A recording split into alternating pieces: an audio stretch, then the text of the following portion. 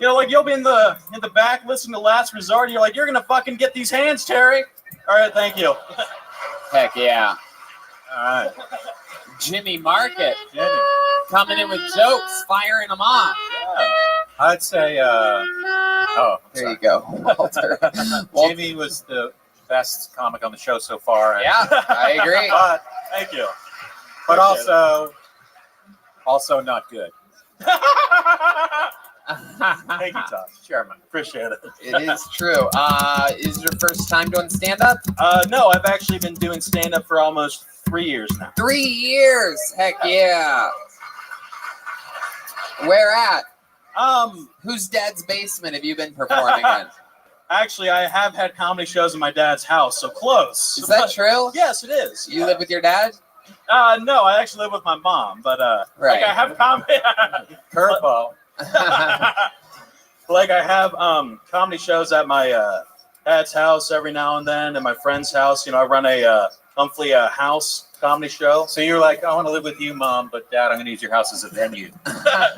Yeah, pretty much, yes. Okay. My goodness. You've been doing it for 3 years. Yeah. And where do you live? I live in a small town called Sydney, Ohio. Sydney, Ohio. Yes. It's about 40 minutes north of the Dayton area, Dayton, Ohio. Jeez, man. Wow. What do you do for a living? I deliver pizzas. Seriously? Yeah, seriously. Wow. Yeah. For a major chain? Yeah, for the most part. You down? You moonlight? You cheat on this? You cheat on Domino's? Yeah, something like that. Yeah. Denial. His cagey answer. It's Mark. This guy like works for the CIA, but he's a pizza delivery guy. Wow. So, how long have you been delivering pizzas for? Roughly about a year, but I'm trying to find something, a little bit more steady. Like what? What are you looking for? I hope comedy's not on that list. Unfortunately, it is, Todd. That means a lot coming from me. I'm not exactly sure. Something where I can, work during the day and then hit open mics at night. Like, what's something that you're thinking about? Like, what's a ballpark of something? Did you go to college? For a semester, then I just realized, it just wasn't for me, So. Right. Yeah, pizza delivery was for you. So, what are you thinking you might do as a day job? What's something that you're qualified for that you know something about? I've worked pretty much in almost anything. I've answered phones for a while. I've worked in factories, food service, communication. I've done a lot of everything. How old are you? 23. Everybody's been 23 so far. It's incredible. Even the guy with a 13-year-old was 23 years old. It's incredible. Wow. So you're 23. You live in Sydney, Ohio. What are we talking about for fun? What's a hobby of yours? You seem like you shoot a bow and arrow at empty pizza boxes or something like that. No, I watch a lot of wrestling. I play video games. I can't believe anything. Yeah, you look like you watch wrestling while playing video games. How do you afford the tattoos on the pizza delivery guys selling? Oh, because I used to work at factories before I delivered pizza, so I had factory money, to pay for the tattoos. Now I got an idea for you. For the day job, Sure. Go to a factory. What factory did you work at before? So my father, he worked at this factory in my hometown for 38 years. Was it a chocolate factory? No. No, he made miniature refrigerators for RVs, and I worked there for RVs. Yeah, for recreational vehicles, not actual RVs. What is the deal with RVs going on around here in Indiana? So he made refrigerators for RVs. Yes. There's a special refrigerator for an RV. Yeah, it's like a miniature refrigerator. Like a dorm refrigerator. Yeah. Walter? Oh, I didn't know that was a separate. That's a weird company. Yeah, I'm gonna pitch an idea right now. I found that you don't look like a Papa Roach fan at all. So I think that maybe each of us should tell him what he looks like, and then maybe he can use that instead of the Papa Roach thing. Okay. Yeah. Why not? Let's do it. I like that idea. Okay. Let's talk about it. I think he's like if Ed Hardy locked himself into a Krispy Kreme for the rest of his life.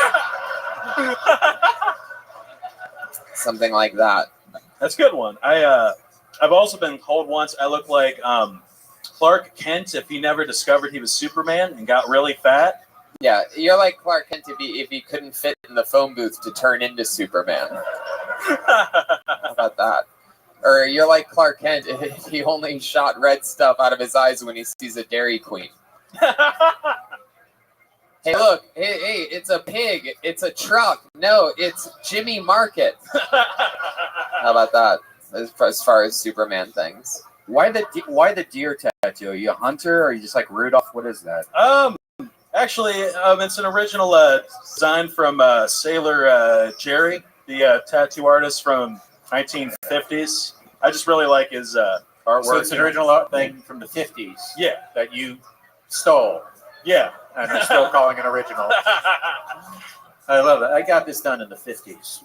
Walter, did you have anything that you felt like Jimmy Market looked like before Red Band forgot what we were doing? I pitched a segment and then it went to shit real quick. Hey, let me just cut it up. What about that upside down deer tattoo that no one can see except for me and you? That is an ugly tattoo. And then you basically went and got a bunch of. And you have it on both sides? No, actually, this one's a mermaid. Oh, wow. Look at that. Heck yeah. Mermaid placement. Yeah. Heck yeah. I like the fake laugh also. My goodness. Yeah. Walter. I mean, you're not Walter. You're Jimmy, right? Yeah. Jimmy. Wow. So anything else that we should know about you, Jimmy, before we keep flying through it? Yeah, why not? I actually... This guy's making the most of his moments. So I've actually had a stutter pretty much all of my life, and then I don't have it as much, but when I first started doing stand-up comedy, it was really bad. Yeah. How'd you get rid of it? I really do not know. Maybe it's just because I kept going on stage and I felt more uncomfortable on stage. It just went away. Sometimes I'll stutter when I get like nervous, but hasn't really been happening as much. So I think things have been going pretty good so far. All right. Yeah. That's good. I Wow. like that. Look at that. There you We'll go. give you that one. Yeah. From the stutter to the butter. How about one more I time? just feel bad that I'm not famous enough to trigger that stutter. Honestly, You never heard of me. Okay, I got you. no, I haven't, actually. No. Does it ever come back? Yeah, like I mean, if you see every a ghost or something like that? I mean, that's kind of hacky, but yeah, I mean, yeah, it comes.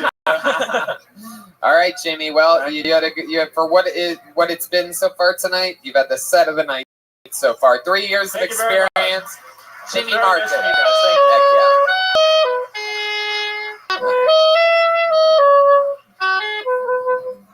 Okay. Your next comedian goes by the name of Zach Garner, everybody. Zach Garner. Hey, Zach. Here he comes. He's walking to the stage. Zach Garner. What's up, Tiger Room? I'm 31. I'm single. I'm at the point in my life where I'm not going through the natural progression, but I'm watching other people my age do it. You graduate high school, graduate college, you meet a girl or a guy, you get married, you have 1.5 kids or whatever the national average is, and then you buy a $60,000 truck, at least where I'm from, small town Indiana, and you back it into every parking spot you can find. You say things like, hey, you see them tires? Those are stock. And yeah, I really love the new front end on this model. And my new favorite, the tailgate folds down into stairs. Why the fuck do you need stairs on your tailgate, right? Like I said, though, I'm not a natural progression guy. Obviously, I'm here at 2:30 on a Saturday telling jokes on Kill Tony, so not a natural progression guy. I'm at the point where I drink gravy out of the corner of my meals at the end of them. I fold the cardboard and just tip it back. I'm not at rock bottom yet, but I'm close. I'll give you an example. If I was a girl, I'd be at the bar on the weekends trying to get pregnant. Because nothing says rock bottom like a bar baby. Am I right? Thank you. That's my time. Wow, there you go. Zach Garner.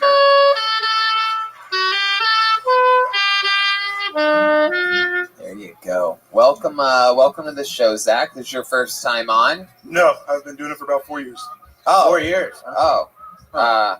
But your first time here. Oh yeah, first time here. Sorry. Yeah. Very cool. How often do you do it? I try to do it at least a few times a month, but I work a lot, so I live. What do you up do? in the city. I build furniture and art for a living. Woodworking. You build art? Yeah, art and furniture, tables and wall hangings and things like that. Okay. Wow. I've never heard the term build art before. I make I art, guess build it's in sense furniture. what I do. My goodness. Hell That's yeah. great what I just said. You build like furniture. So like, what can you make? Pretty much anything, man. I've done everything from cabinets to tables to at Temple University. I've got stuff hanging on the wall in the football building that's metal stuff. So you could build kitchen cabinets, and clearly you can also destroy kitchen cabinets. Yeah, the things inside them and the actual cabinets. Can you themselves. put up shelves? I can put up shelves. Yeah. Here's what's going to happen. In exchange for one comedy lesson. You're From gonna you? fly- Yes, from me. Okay. Yeah. Oh, he's gonna give you a different comedian. I get there and I'm like, wait a second, where's Todd? No, it's you have to fly to New York at your own expense Okay. and put some shelves in my apartment. All right, great. Sounds And you have good. to pay for the materials. All right, good. Like you get 1 20-minute. that's it. And if I have any like water lying around, I'll give you a glass of that. All right, perfect. Sounds like Get my a info good out deal. for the show. We're on. I like your moccasins. Thank you. I wear these pretty much every day. Anybody that knows, man, this is kind of my go-to shoe. Wow. Yeah, let's turn the lights on for those. This is see my moccasins. I'm worried that people can't see those moccasins. So Zach, you're a big guy. You play sports. A long time ago. In You're high a school. football player, offensive lineman. How many moons ago? Many moons ago. He looks like Jeff Tate. Yeah. Yes, he does. I don't know who that is. Yeah, He's a comedian. Okay, I'll look him up. definitely. A handful of people are like, yeah, you nailed that one time. So Zach, tell us about you. What else? I just got back from directing a youth camp in Wisconsin for 2.5 weeks. Creepy. Yeah. What does that mean exactly? So I used to be a counselor, which is normal camp counselor stuff, and now I'm just in charge of the counselors, which means I have less interaction with the children and more paperwork, basically. Wow, that's exactly what Jerry Sandusky's situation is. That sounded like All a right, court Ellie. order. Are you ready? Scrabble.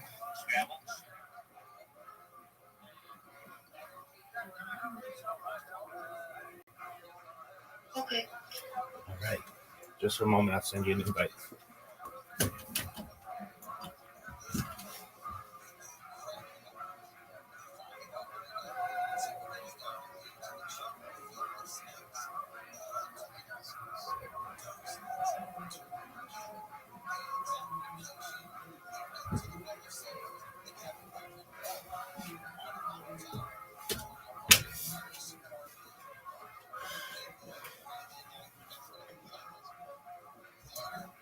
Order situation. Yeah. More paperwork, less interacting with children. I actually telecommute. I don't show up on site. I just all over the You- place. You, He's still doing jokes. Sorry, I can't help myself. You I'm can't nervous. you directed a youth camp. Who did you award Best Boy Grip? Best what? It's a movie term. Never mind. I'm sorry. Even I didn't get that, and I've been in movies. Wait, you have to wait for the credits. Okie dokie, Walter. I don't know what's going on here. So Zach, you're in a relationship? I am not. No? How long you been single for? A while, probably 4 or 5 years. Yeah. When's the last time you were with romantic with a woman? Maybe a month ago. Yeah. What was that? That was off a dating app or something like that? Nope, somebody I know locally, a friend type, just a person I know. Yeah. No. That's it. You paid the guy? No, dude. Oh. No, he came over for free. It was no big deal. Yeah. I like your style. Hell yeah. You built him a little bed. Build a bed. Yeah, we bartered. Heck yeah.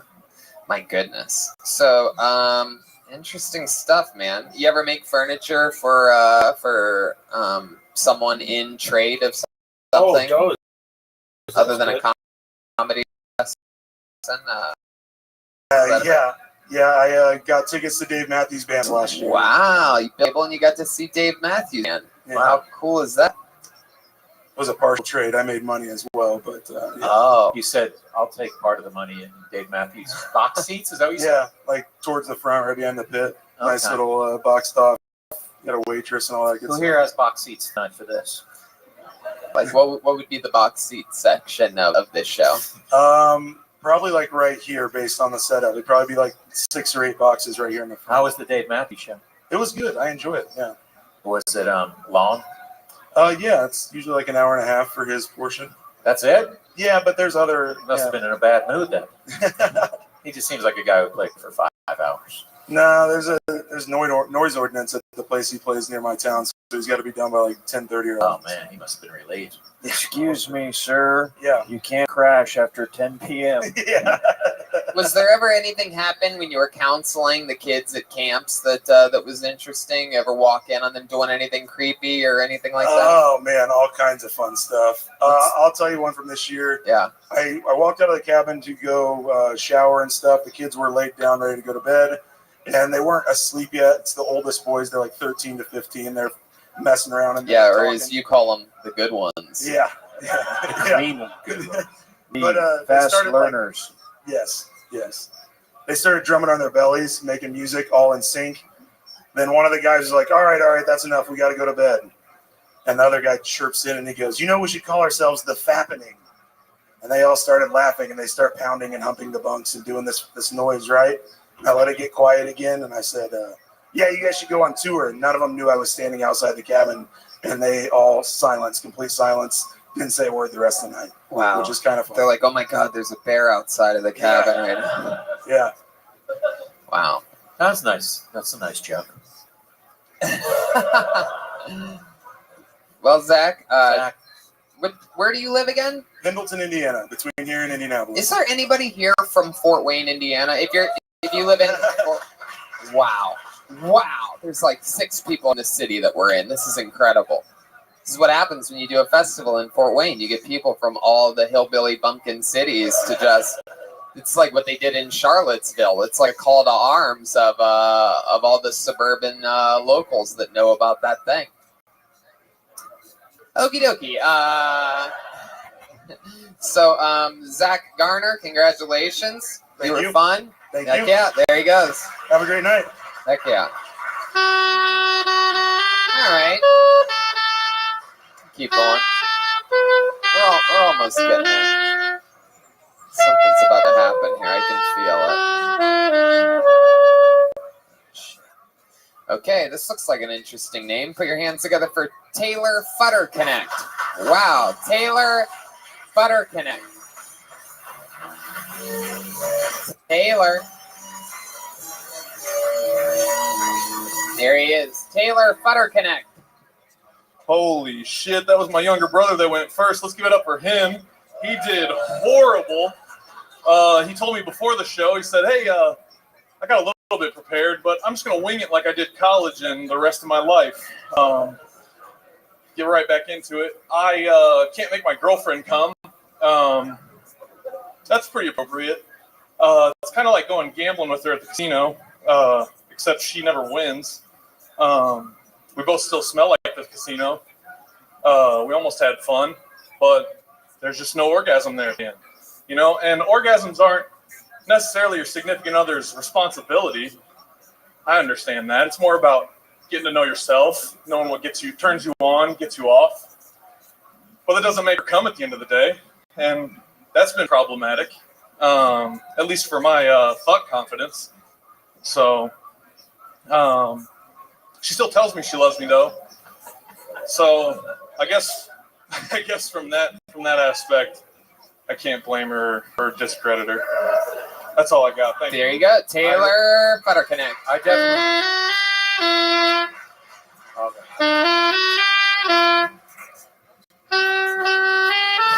Okay, Walter. My God.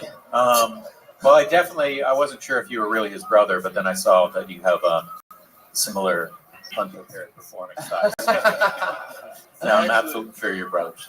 I did write some stuff out, and it's much better if I could remember it. Yeah, even tried it on the way down here a couple times. Oh my Tried it on the way here. Is he really Oh, your brother, yeah. that guy? No, you're Okay, right. I mean, he When does you- look exactly like. Yeah, when you say you tried it on the way here, that means like what? In the like pickup truck that you guys came in?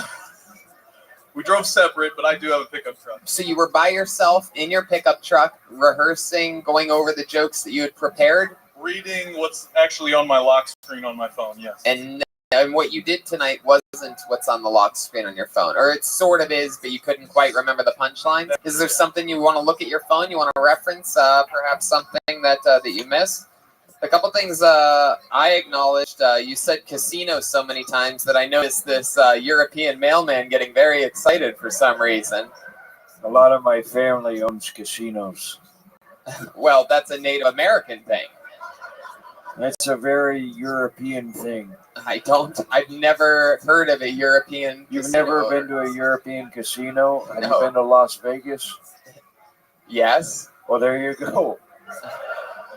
We own all of the strip. No, wait. No, My people own all of the strip. Europeans. Yes. Okay. Are those Donald Trump Europeans? Is that one of the things from your lock screen? No, Hey, it's not. No, could- it's not. Yeah. Would I be able to read his lock screen and Yeah. see what we can do? Yeah, you read his lock screen. Here he You guys is. should go on tours the Bomb Brothers. Yeah. It literally says I 7 times. I can't make my girlfriend come.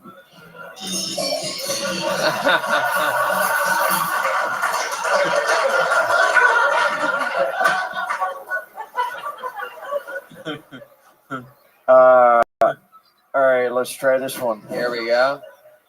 Now, orgasms during sex aren't always your significant other's responsibility. I think most of that is knowing yourself and what turns you on and gets you off. But I still can't make her come. That's the yeah. All right, let's see. I like that he said at the end of the day, I can't make it come. It's like, wow, it's taking all day. You're right. I don't know. She tells me she loves me. ... Oh, there you go. Okay, so let me ask you this, Taylor. Have you ever asked her if she's come before? Actually, the issue she has is she had an injury in soccer and had surgery, and she thinks it fucked with the neurological. No, it didn't. That's impossible. That's simply impossible. That's very nice of her to say. So anytime you want to use that as an excuse, just know that she's lying to That's you. fair. Let's That's check in with Walter. I'm going to change his European name to Dick Don't Work. Oh, well, again, American as fuck. And What injury, though? She hit to the point where she had to go in and get surgery. yeah, did they go She in? feels Did her they clitoris make is, like, to the the left. incision through her vagina? they did not. Yeah. No, I know. You can't give her an orgasm. Could she come before the surgery? She actually struggles doing it on her own. Right. So she can make herself come. So it's definitely not from the soccer injury. Right? She can, but it's not all the time. Does she know you're talking Sure. about this in public? No, absolutely not. When she finally does come, does she go? It's a soccer And slides. soccer reference. What do you do for a living? I actually work in sales in the RV industry. In the RV industry? Get the fuck out of here. Oh, I hell's got a better going one. on? I got a better one for you. It's The so guy- the RV industry clearly is big in Indiana because everybody's trying to get out of Indiana and then they end up having to come back because of a sick relative. And then so you just end up going back and forth. So it's like, God damn it. I wish I had a house that was just slightly bigger than the one I live in and that I could move around. I'm gonna get a goddamn RV. Can I ask the golden retriever guy a question? You're about to ask an audience member That was an up, RV yeah. question? Sure, absolutely. That's what stuck with you from his entire set was the golden retriever bit. All right, I guess it's working. Keep doing it. Was that company that your dad worked for 38 years Norcold? Whoa, that's crazy. You recognize That is his father by seeing him? You recognize the one company that does what that company does? They believe Was it or there like not, 800 companies that make RV refrigerators? Also, that's a question you could have just walked up and asked him. That's not for the stage. He It's very wanted sacred up here. he wanted It's the entertainment. he wanted some kind of response from the audience. I have the answer that I'm definitely gonna get this question. Yes, audience wowed. Sell me an RV. Try to pitch me, sell me an RV right now, and let's see how good you are at selling an RV. Tony, Tony, Because honestly, I would love an RV. I think if I got an RV, we tour a lot. We tour with a big group of people, and if we had an RV, potentially I could use that, right, as basically a fancy tour bus. Well, I don't know that you'd want a big RV. You guys travel around from city to city. Wouldn't you want somebody that drives around in, I don't know, Class C, maybe We don't know the advanced classes. version, like a Mercedes, where you guys could watch tape, Yeah, write notes, Watch tape. write jokes. That's a reference from. yeah. Will you be our driver? Yeah. Wow, cool. Can you make your girlfriend come? There you go. There you go. I can't make her come, but I can ask her to come. No, but you came to the right place. Wow. Well, that's cool. Is Yeah. your girlfriend here tonight? She's not. Okay. No, What if she slowly slinked her hand in the back? you couldn't even make her come here. That's incredible. That's mind-boggling. There's a lot of double entendres here tonight. Wow. So, have you tried? Let me ask you this: how long have you been with your girlfriend? 8 months. 8 months, and you perform oral sex on her As often as she'll let me. as often as she'll let you. Ooh, she doesn't seem like fun at all. What kind of woman complains about getting her pussy? It sounds like you've tried everything. Have you tried letting me make her come? Ah, there you go. Walter, what do you have any? My wife's been dead for 30 years. I need this. Walter, do you have any special things that you do in the bedroom, like hang a dream catcher over yourself or anything like that, or? Well, no, I just play this game of peekaboo with my tongue that's called In and Out of the Mail Slot. What? Oh my God! Good Lord!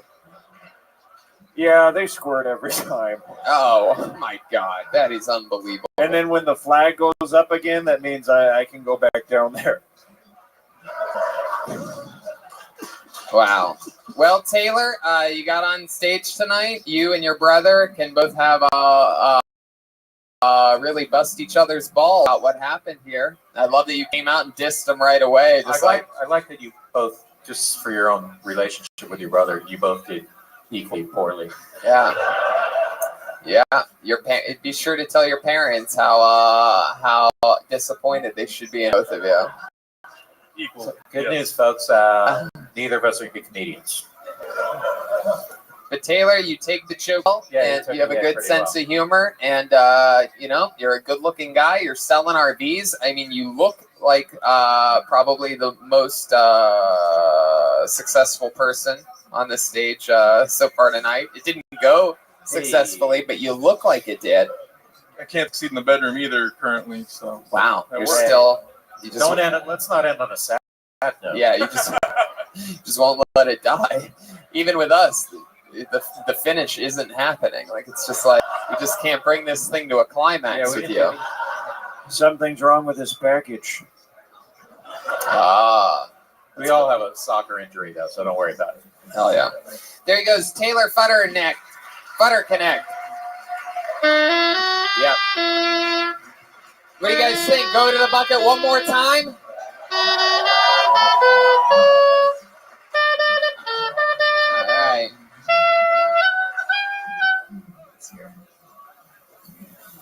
Let's see what happens here. Okay, let's try this. Put your hands together for Brian Porcel, everyone. Brian Porcel. Here we go. Brian Porcel. Here he is, live in the flesh. Brian Porcel. One more time for Brian, everybody. He's your final comedian of the night, the day. I thought Antifa was a new show on BET. Tonight at 8 o'clock, Antifa. Back up, motherfucker.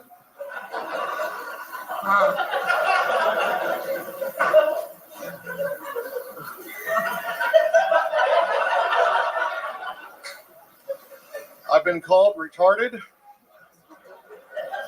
It's just because I drool a lot and like to lick windows.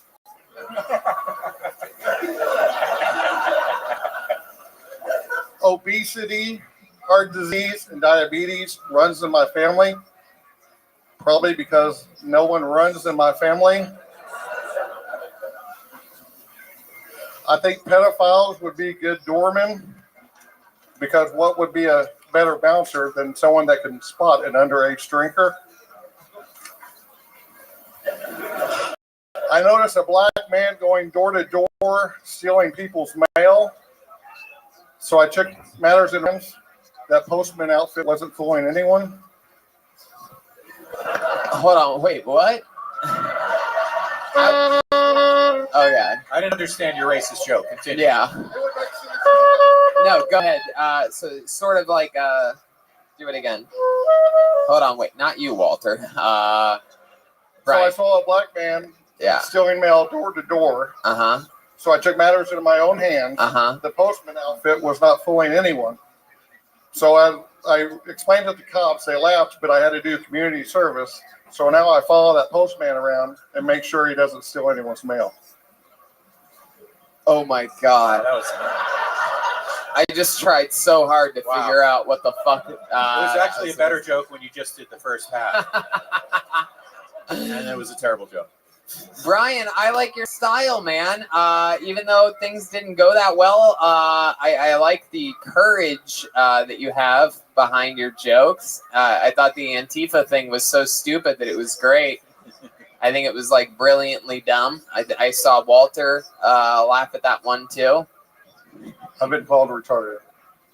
You have been. It was what was great was the placement of that joke right after that one is the Antifa joke, and then he goes, "Some people have called me retarded." I'm like, that's what I was just thinking. Is that true? Is it true that you drool? Yeah, Good one. Is it bad. It's like I was going to apologize because it might be like a Gallagher's head.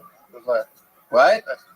I accidentally spit on people. Well, I talk. Oh, I see. I Wow. apologize if I get any wrong. Oh, it's okay. You're okay, Brian. Yeah, Everything good. Thank you. Brian, you're a big guy representing the Pink Floyd. You have a fanny pack on. I do. Is there anything in your fanny pack?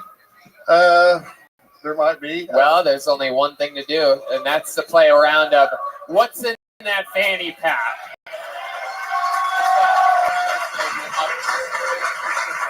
Yeah. As an avid fan of this show, I kind of came prepared, even though I didn't know I was going to get on stage. Of course, yes. No one ever knows that I they're like going to that get you on said you stage. came prepared. That was fun. He just has a gun and he shoots He's- all of us. He's taken the fanny pack off completely. Wow, this is very interesting. He's taken the fanny pack off. He's putting on a blonde wig. He's taking something out of plastic and putting it on his stomach. It says "baby" on board. And what is this? I would like to do an Amy Schumer impersonation for you. Oh my God! Wow, that's incredible. I'd love to see this Amy Schumer impression. I am laying down the gauntlet. I'm trying to, I know this is unorthodox, but I am trying to get a golden ticket from Willy Wonka. So, Oh my God, Brian, it's official. You're retarded. This is incredible. However, I will say this: you do look exactly like Amy Schumer. It's quite incredible. I appreciate that. I'd like to pitch a couple screenplays to you if I could. Yes. As you know, Is this you, Me and Amy Amy Schumer? Schumer. Yes. Amy Schumer. Okay, Amy.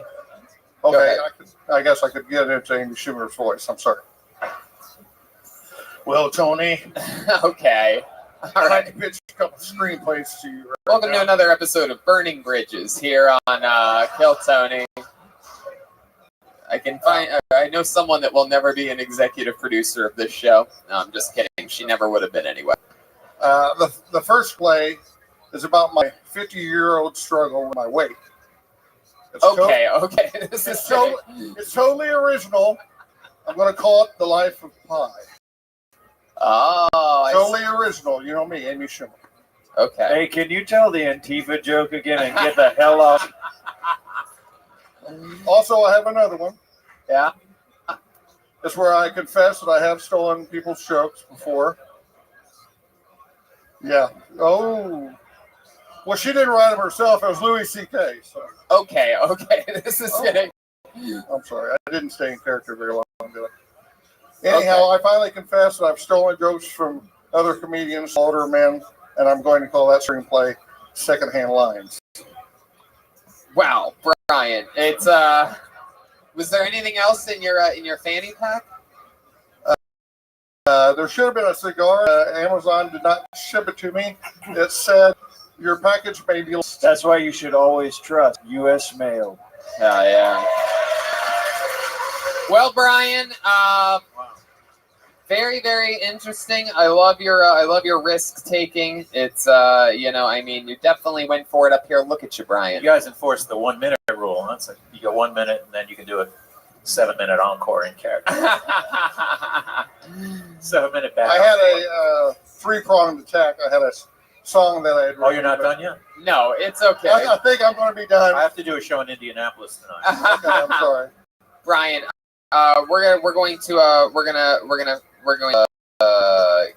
let you go. Brian Purcell, buddy. Thank We you. love him. Brian Purcell. You guys think we should get one woman up here to close the show? We haven't had a lady all night. I'm not going to count Amy Schumer as a female comedian. So let's knock out one more. Let's see if there is a single woman that signed up. Wow, maybe we didn't even have a woman. Wow, that's crazy. Everyone just wants to say it looks like they're all from one bowling team. For the podcast listeners, a male in the back goes, "I got titties." Wow. The few, the proud, This might be a first we had. that signed up for Kill Tony in Fort That's Wayne. crazy. Oh my God. Is there a female in this room that signed up?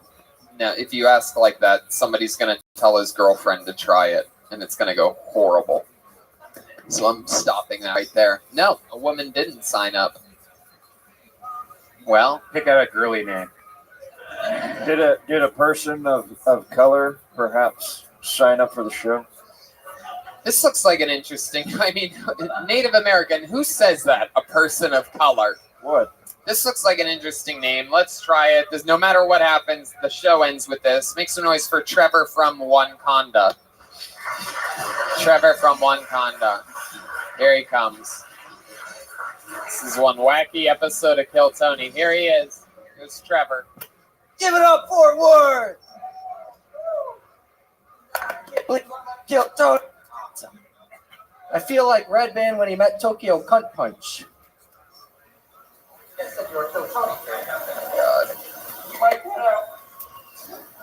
Here, no, here, use that one. I think the mic went out in anticipation of what's about to happen. The mic just killed itself. My bad. So, as he said, I'm from Wakanda, Illinois. And if you don't know where that is, that's cool, because no one does.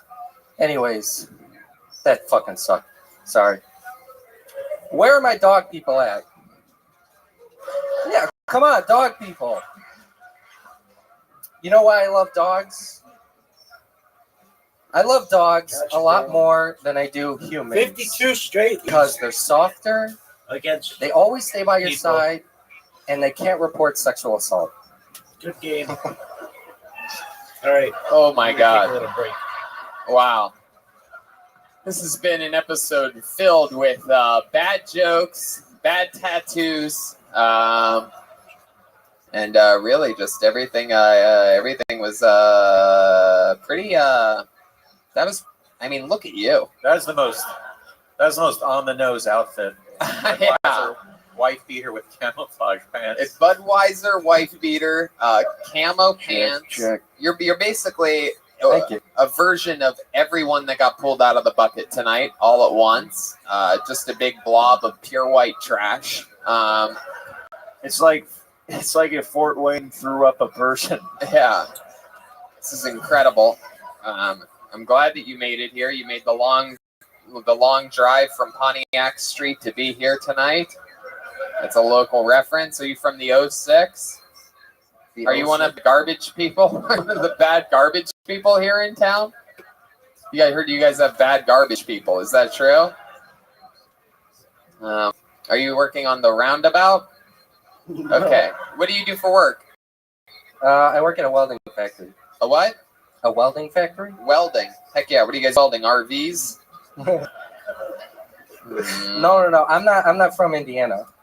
Oh, Wisconsin. No, Illinois. Illinois. Chicagoland. Just outside of Chicago? That's interesting. Okay. What's your family? What are your parents like? My parents are, really. My parents are about to turn 70. Oh my God! Really? So they had you late Are in they life. twins? No, I'm not from Indiana. Wow, Todd Berry elegantly just called you an incest baby. Wow. Man, it's so interesting. Tell us something interesting about you, Trevor. What is it? Trevor from Wakanda? Yep. Yes. Uh-huh. Tell Something us. interesting about me? Yeah. Anything you've ever accomplished? Maybe you have a trophy of some kind, type of hot dog eating or jalapeno popper eating competition that you once won. Like, Why do you assume I eat jalapeno poppers? Wow, Why? you're actually offended by that? That's the offensive joke. Something interesting about me? I don't know. I like to shoot guns. No. Oh, I'm in the military. you were in the military? Mhm. Oh yeah, what branch? U.S. Army Reserve. Oh my goodness! Wow, that's very interesting. Would you ever go anywhere or overseas or anything? Kuwait and Iraq in 2016. Wow, you're a goddamn American hero, sir. Now it all makes sense. Heck yeah. Wow. Can we still insult you now that you told us that? Or is it going Go to for seem it. disrespectful? Wow. This is the whitest episode of this show we've ever had.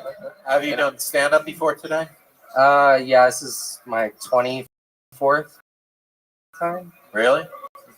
Let's count it as just 23. You got it. I can slam that dude, man. Okay, I'm gonna stop. Trevor from Wakanda, everybody goes. There he goes. Sorry. Okay.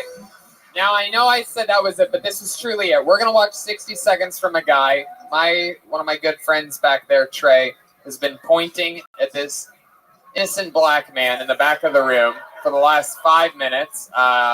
He signed up earlier, right? But he didn't get pulled out of the bucket. So let's just do it. Just so that things are a little bit different. Just so that we have one person here that isn't like everybody else all night long, that works in RVs and welds RVs or builds RVs or parts of RVs or fucking RV. Put your hands together. 60 seconds from Isaiah. Okay, here we go. And then this is it. This is it.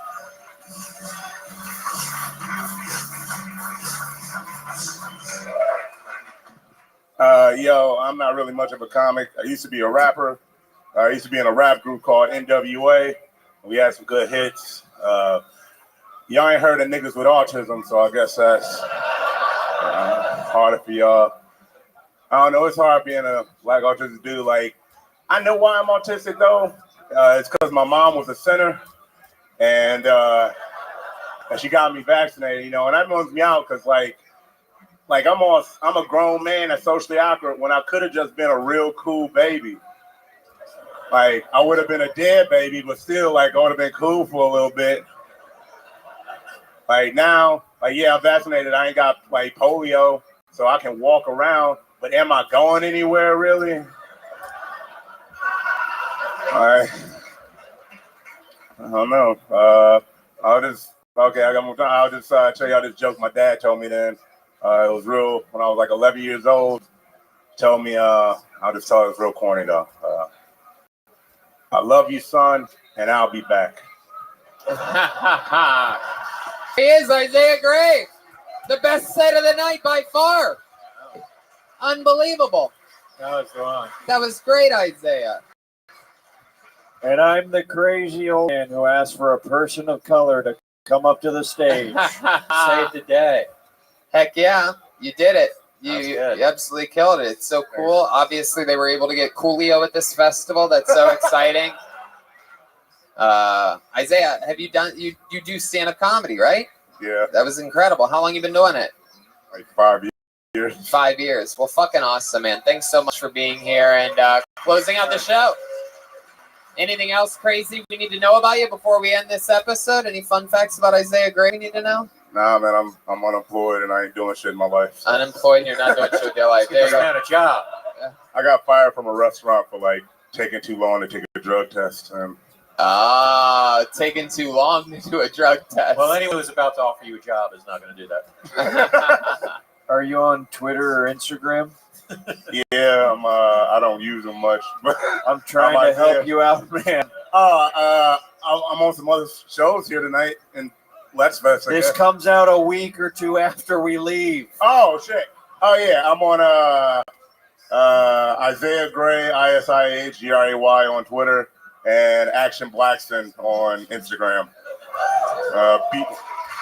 Here, you know what? I'll tell you what, because that's not as climactic as I'd like it to be. Why don't we end this thing with a bang? We have a second Kill Tony here tonight at 9 or 9:30. How about you come back and you have a guaranteed spot on that show? Cool? Cool. Yeah. There you go. Isaiah Gray, everybody. Ending of the show. For Wayne, how loud can this place get for the great Todd Barry, huh? We love you, Todd. Todd's has the Todd Barry podcast. It's available everywhere. Spicy Hunting Live on Netflix, and he has amazing live dates coming up, all at toddbarry.com. Some of them are stand-up shows, and some are the crowd work I only think shows. it's all standard. Oh, all stand-up shows. Sorry. That's toddbarry.com, and check out the Todd Barry podcast, and of course, Spicy Honey on Netflix. Todd, thank you so much. It is such a thank you. How about a hand for the great Jeremiah Watkins, everybody?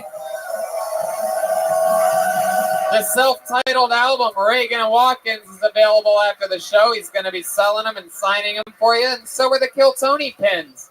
And don't forget, I'm doing stand-up in Miami and Key West, and the Hollywood Improv. Red Band's doing San Diego, and we're doing Kill Tony's coming up in Dallas, Sacramento, San Francisco, DC, and Australia. So that's that. How many of you are coming to the 9 o'clock show? Yeah, a lot of you. There you go.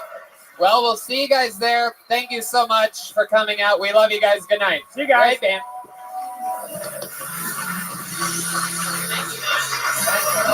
Sorry it went so long, but we just learned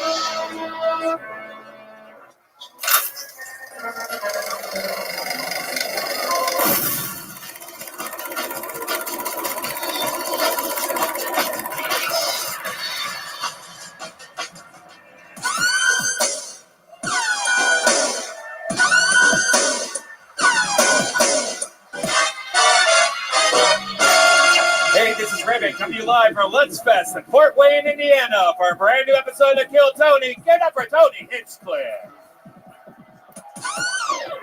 Fort Wayne, Indiana. Come on, people are listening to this all around the world. Make some fucking noise. Yippee doo dah fucking day. Hey, look, it's Brian Redden again.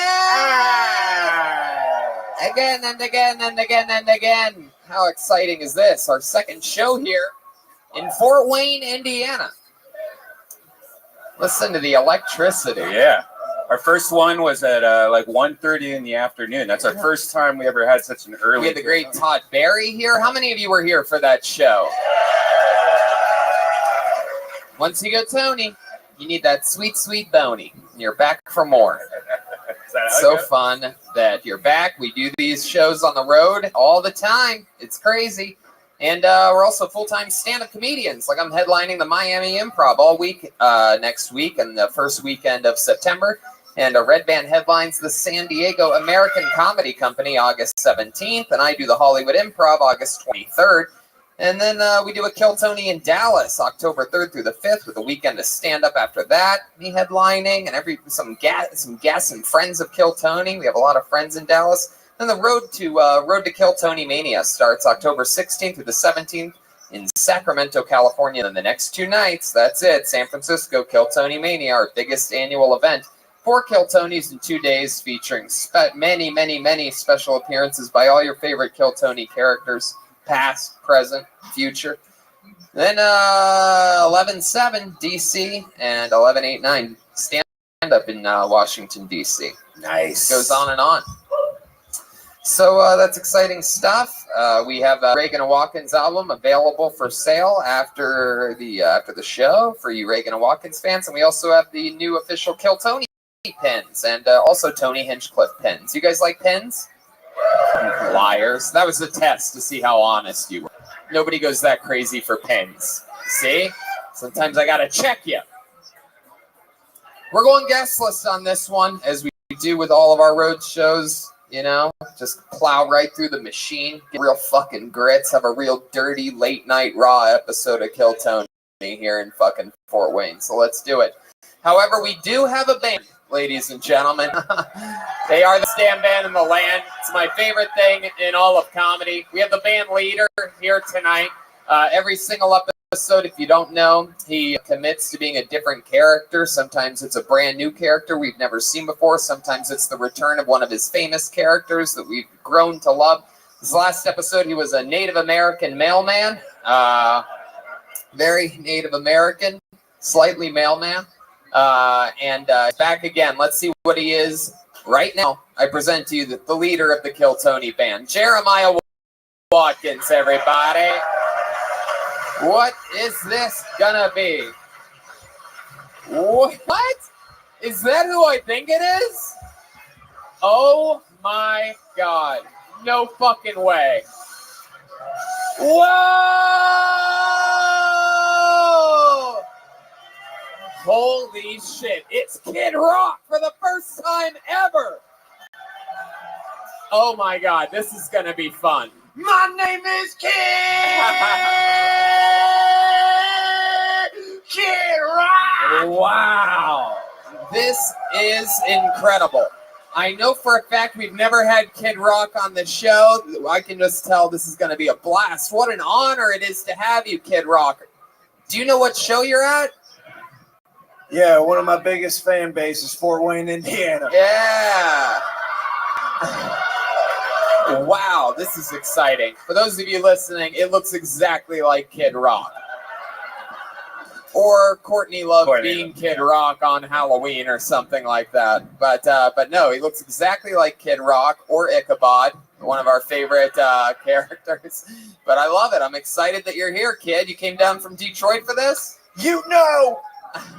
Wow. I'm so excited. This is going to be so much fun meeting and seeing comedians with one of the great legends of, what would we call that, rock rap? Rock, rap, country, all the genres. Hell yeah. Just fucking dirtball rock and roll, I guess we would call it. Yeah. Fucking you're like the Elvis Presley of Fort Wayne, basically. Yeah.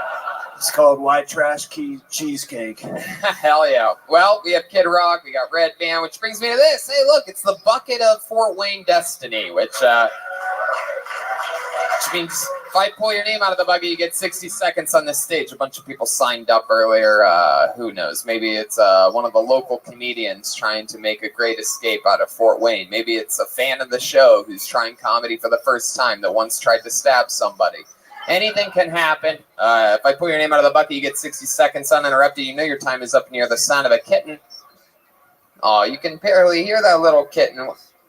There you go. It's a different cat altogether. But that's not the one you're going to hear when you hit your time. So remember to listen for that one. And then wrap it up then. Earl Sugar going to bring out the angry West Central Bear. See that? That one didn't work that time. Earl Sugar going to bring out the angry Babylon Bear. That sort of worked. I don't think there's enough gay people in this city. Yeah, I guess not. Hey, we sent all the gay people to Indianapolis. You know what I'm saying? Go live in the big city. You want to do that gay shit. I don't need that being airborne around me and my family. You're in Fort Wayne. Yeah, that's how you get it. From the air? Yeah. This guy gets it, man. Fort Wayne resident, born and raised. All right. So you get it. Let's do it, shall we? It's Kill Tony live, Fort Wayne, Indiana. This is an exciting show because this is our last show ever in Fort Wayne, Indiana. Are you excited to be here or what?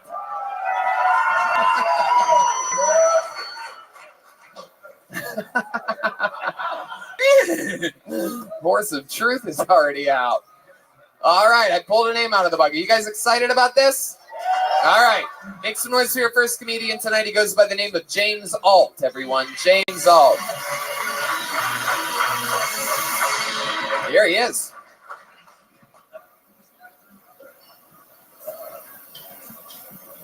All right, what's up, everybody? See, all right, I'm from here, but the last 2.5 years, I've been in the way going to school, and when you're doing what I'm doing, you meet a lot of different people, and everybody asks where you're from. Sorry, man. And when I answer Indiana, I get a couple different looks, and well, a lot of the time the look is basically and basically they're looking at me and thinking I'm a hick from some small town in Indiana, and I always make a point to say that I'm from Fort Wayne, and not some tiny town in Indiana, and but I don't know. But I actually am. I'm from a town about 30 minutes north of here. That's a small town in Indiana, but it's not a tiny town. There's tiny towns in Indiana that are almost like the suburbs of the small towns, and basically that's where you're going to find the Jerry Springer superstars, like the racist KKK. Wow, incredible! You brought out the bear. Brought out the bear. You were so hilarious that Red Band started choking on water halfway through your set. It was incredible. Went down the wrong pipe, huh? Yeah. That's where your jokes should have gone. Down a wrong pipe. How you doing? You seem slightly autistic, so it's easy on you tonight. You think you might be a little bit autistic? Nope. Not at all, huh? Not at all. Just right now in this very moment. I guess so. I'm shaking a little bit. How long have you been doing stand-up? First time. First time ever. How about that? Come on. That's exciting. That's good. Thank goodness for that. Had you said that you've been a local comedian for 7 years, I would have started to release the latch that makes all the stuff that's on the carpet go straight down into the depths of hell right now. Can I say one thing? Sure, go ahead. Say whatever you want. You had 70 seconds before. Where But there was just you have great timing too. Your timing is as great as your writing. And that's the tiny natural podcast skills you have. I mean, it's incredible. Member that's affected my life. Yeah, you're not autistic at all. You're right. Oh God. I didn't nail that in the first fucking second. No, I'm kidding. You're completely undiagnosed. It's okay. Kid Rock, what do you think about James Alt? I have no idea what the fuck he was trying to say the entire time. I don't know. My cousin has it, and he may have the tism too, man. It seems like a nice guy. He was trying to say something about the KKK at the end of your set. Yeah. I was talking about a KKK person that got their nose broken on Jerry Springer, and I didn't get to. I got all nervous and I fucked it. Jerry Springer? Yeah. I met 2 Jerry Springer, celebrities. You've met 2 Jerry Springer celebrities? Yeah. What do you mean? Oh, people that have been on Jerry Springer. Right. Yeah, the one that got their nose broken. Hey, man. It's a celebrity. Me number 3 right here. How you doing, Kid Rock's been there. All right. So where do you meet these Jerry Springer people at, James? One in the small, tiny towns north of here.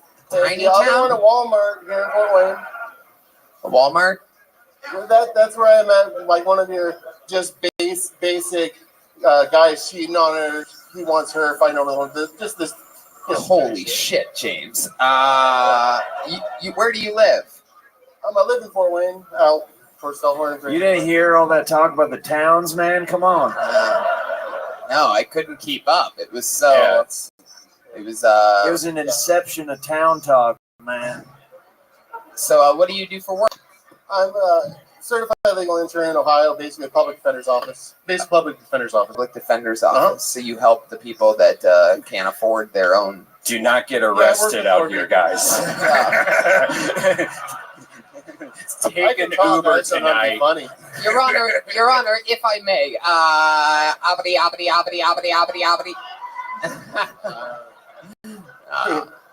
wow, my goodness. I like your style. You've been in trouble before. What do you think about this guy as your public defender? I trust him, man. Hey, man, you got to gravitate towards the good people. Kid Rock! Hey, this is just for the venue. I've done, music all over the world, and this is the worst smelling microphone I've ever smelled. Is there a backup microphone? I really don't want to have to smell this the next 90 minutes. And this is not even, it smells like ass. Wow. It smells horrible. I don't know what happened in the 6 hours between the first show that we did. The sound guy's sitting up there just laughing. He's not pretending like he's not even on duty. He's just sitting there enjoying the show. All right. So I guess we're gonna look into another microphone for you, Kid Rock. It's a ballsy I don't move. mean to come off like a celebrity or nothing, but right. And it must really be bothering you because I've seen pictures of you before, and your nose is clearly swelling to a great size that it's to reach. Man, I got just hanging over that microphone. So hey, man, I got stung by an Indiana bumblebee earlier today, man. Indiana bumblebee. Speaking of a little Indiana bumblebee, let's get back to you, James. So I want to see something here. You have a lot going on, but I was wondering, if maybe we could get an act out of what you would be like defending Kid Rock. So let's say his tour bus got pulled over for marijuana here in the state of Indiana. He was going to do a show at the Indianapolis Speedway, like he probably does 7 times a year, and I may or may not have a slightly underage girl in my tour bus. Yeah, so he got accused for hanging out with a drunk underage girl, and he had some marijuana. You're in front of the Fort Wayne judge. That's me, and go right ahead. Hey, did you have any opening statements, Kid Rock's attorney? There we are. Yes. Oh, yes. You defended this man over here? Yes, Your Honor. But however, I actually work in Ohio courts, and marijuana is decriminalized in Ohio. So I just go to the prosecutor and he tell me we don't really care about marijuana. I don't care about Ohio, boy. Didn't you hear? This is the state of Indiana. You work in Fort Wayne in this. So what's your argument?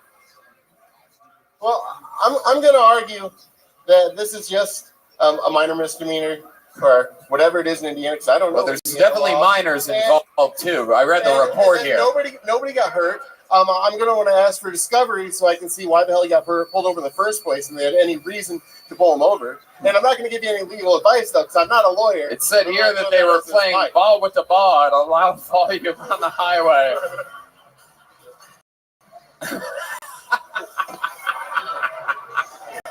A subtle rock and roll hand logo. Kid Rock on that one. That is what he does. It's like he barely tries. You're right. That's a great. I've just spent so many years rocking. I'm getting tired, man. Am I ever going to become adult rock? Like, seriously, man. Well, how do you minor that was in his tour bus? As far as you said, they just illegal to hang out with the minor. Oh, yeah. You seem like you would think that way, young Harvey Weinstein. As you heard my defendant, he's asking for a misdemeanor. So what can we work out, man? Well, I'd instruct you probably just to zip it. No one tells Kid Rock to shut it. Okay, all right. Well, James, I find I am an American badass. hell yeah, not guilty. James, very fun. You're a bubbly personality. We got off. The set was horrible, but you're a likable guy. Rough first minute. You did it for your first time. That's how it goes for a lot of people. It fucking is rough, and they forget what they're gonna do. At one point, you shrugged off a joke, but we plow through it. I had fun with you. Did you have fun? Yeah. You sure? Yeah. I just wish some of them better, but I'm good. Do you swear to tell the truth, the whole truth, and nothing but the truth? Kid Rock! That's the only question. Yeah, I had a good time. Hell yeah. Well, there he goes. There he is. James Alt, everybody.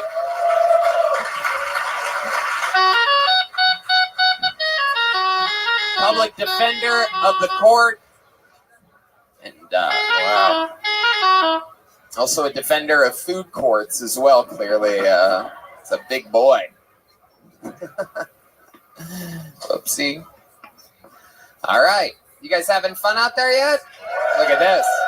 We got a lady already. We didn't have one the last show, so this is very exciting. Put your hands together for Stacy Stark. Here we go. Stacy Stark. Come on, make some noise for Stacy, everybody. Hi. I masturbated in the shower today. Thank you. I know that it's not like the optimal way of doing it, but it's definitely the cleanest way, especially for me, because I have 2 cats. So, like, if I want to masturbate in my bedroom without my cats bothering me, I have to close my door all the way. But then that just means that later I'll have to get back up and open my door, and I'll have my vagina all over my hands. I don't really want to get my vagina all over my doorknob.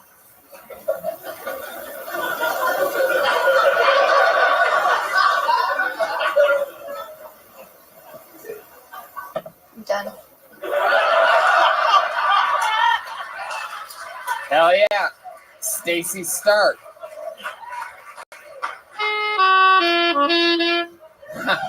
Stacy, welcome to the show. It's good to be here. Hell yeah, it is. How long you been doing comedy? 3 years. I was gonna guess that. Go ahead, Kid Rock. Hey, man, this is the weirdest little boy I've ever seen, man. Wow.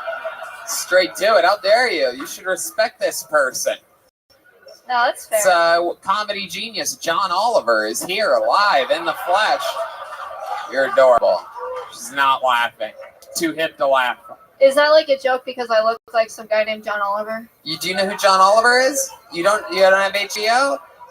Good. He's not an American. Emmy award-winning comedian? No? What's that? Emmy award-winning comedian John Oliver? I mean, I've heard his name, but I don't really follow comics. You should watch him on HBO or in a mirror. He played Zazu in The Lion King. Check it out. He's looks like you. It's cool. You look cool too. You look like you could be an Emmy award-winning comedian. That's my point. Anyway, all right. Let's not talk about this week tonight. Let's talk about tonight. So you've been doing comedy a few years, all here in Fort Wayne? Where you from? I started out doing comedy in Omaha, Nebraska. I moved there from Sioux City, Iowa to do comedy. Sioux City, Iowa. That's where you're from? Sioux City? I'm from Storm Lake, Iowa, but then I moved to Sioux City, Iowa. How many people are in that city that you That I was are born from? in and Sure. born in. Yeah. I think 10,000. Wow. What was that like? I knew most of them. Uh-huh. How about your parents? What type of lives do they live? Are they still out there? Yeah. My mom lives in a mental institution because she slit her throat with a box cutter when I was a baby. Wait, what about the box? I just heard box cutter. She slit my throat with a box cutter. Did she really? She really did. Oh my god. And she's been in a mental institute. Man, this even fucked me up. Your childhood fucked my life up. Wow, that's incredible. Dude, she's been in a mental institution since that, or did she get off with that? Is she a public defender now, Is that why she's in the mental institution? Yeah, that's why she's there. And she's been there the whole time. Yeah, for 25 years. Oh my god. How old were you when this happened? I was 11 months old. I'm 26 now. So. Wow. Have you talked to her at all? Man, you must have been a real 11-month-old bitch. Kid Rock. That Kid Rock. We're not Kid responsible for anything he says. He's Kid Rock. He's a little wild. No, it's fair. Babies suck, right? You know. I gotta guess hear them. so. You do talk to her? You say you did? You do talk to her? What? You still talk to her? No. No. I did for up until I was like 17, and then I went to visit her, and then no more. She sliced your neck again? Or? Okay, Red Band. No. Come on. No, she insinuated that she Protect your neck. Shit, Kid Rock. What were you saying? She, no, the reason I stopped talking to her after I met her is because she insinuated that she might still feel that way. Really? Yeah. Wow. Would you be willing to share like what made you feel that? Like was it something she said or? Yeah, well she was just like, oh, I can't wait for us all to die.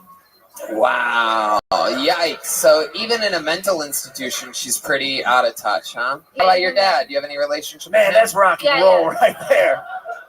No, my dad is great. I didn't live with him. I lived with my grandparents growing up, but he lived in the same town as me, and he's always been a major part of my life.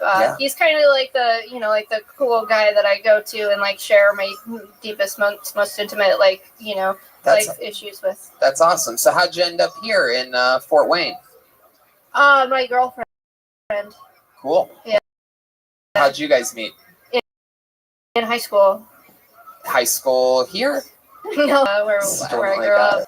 So, and she came here, and I was in love with her in high school, but she was like, "Oh, I'm afraid to come out of the closet." And then 10 years later, she got married and had. I was talking. But yeah, she got married. It's funny for both the lesbian thing and the two cats, if you think about it. Sarah McLachlan with a little. Fast forward to 10 years later, you're living in paradise, Fort Wayne, Indiana. That's right. You made it. I made it. I'm here. That's right. I'm here. Normally people come here and then they slit their throats. You got it all figured out. I like it. Wow. So that's cool. Do you have a job out here? I do. Yeah. What do you do? I work at a place called Excellent Technologies, and I work in inspection, but the company builds cords and cables and wire kits for the military. That's awesome. Hell yeah. That is so fucking cool. What do you do for fun? Fun. Oh, geez. I watch a lot of TV. Yeah. And I clean. What do you watch? A lot of Lena? You watch a lot of Lena Dunham? I love Lena Dunham. Oh my god. I can't believe you said that. Oh my god.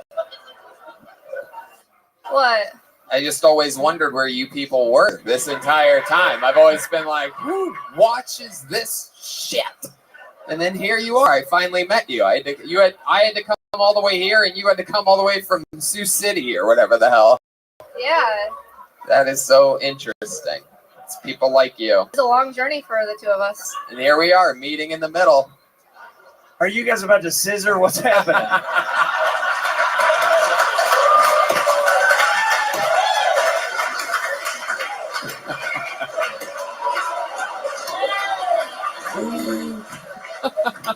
Scissoring is not a real thing. Thank you. Man, I fucking, you son of a bitch, Kid Rock. You got me there, kid. You got me there. No, we're not gonna scissor. We might suck each other's dicks, but we're not gonna scissor. Hey. Wow. So that's fun, Stacy. Let me ask you something. Do you talk about that traumatic experience from your childhood in your act at all? 3 years in? You talk. Sometimes I'll just drop the line, my mom slit my throat with a box cutter when I was a baby, and then I'll move on to something else. Yeah. You ever think about like developing that out a bit? Because it's such a compelling thing that that only you, I think, in comedy history can probably talk about. Getting your throat slit by your mother at 11. No, that's months. a good point. I really should. You could be the next fucking Nanette. You could just talk about that for an entire hour. I'm positive you know what the fuck I'm talking about with Nanette. You could pretend like you don't know John Oliver, but you will never convince me you don't know what the fuck Nanette is. No, she's that lesbian who always tells sob stories, right? Nailed it. Guess who she looks like? John Oliver. The John Oliver thing bothers you, and it shouldn't. Well, no, he's a good-looking guy and a good-looking girl at the same time. I don't feel like I look like her, but I don't remember what she looks like. No, you're right. You look more like John Oliver. All right, thank you. I really liked your minute. Like, it was ridiculous. Like, was there more to that, or could you just kind of? There was like a tiny other second ending part to it, but I don't necessarily need it, so I didn't do it because I didn't want to go over my time. All right. You are very distinct. I'm sure, especially around here in the fucking middle of the. I'm surprised that you seem the type of person that would be on a regular on a Monday at the Comedy Store. Good for you for that. That's fucking awesome. Very fun minute. You have a very hip style. I don't know what coffee shop around here you could develop that at. I've never seen like an alt comic built at a Starbucks in a shopping mall before, but you must have found the right brew. You're a hip little lady. I started out in a bar in Omaha. There you go. Yeah. From box cutter to box muncher, man.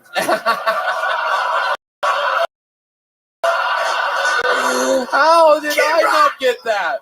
That's jealous of that joke for the first time in our history of the show. I'm literally like, how the fuck? Kid Rock, you are a goddamn guru over there. Kid Rock! All right, Stacy, fun times. Nice to meet you. Stacy Stark, ladies and gentlemen. Thank you. Follow her on social media. Steak Bully. All one word. Hell yeah. Come on, guys. Make some fucking noise for Stacy Stark. It's a fucking compelling ass story right there. All of that is crazy. Whoever the brat person is, you are on death watch, if you're wondering. I already have people just waiting to murder you, so don't do that anymore. That's the worst thing ever. Put your hands together for your next comedian, Tony Watson. Wow, Tony Watson. Tony Watson.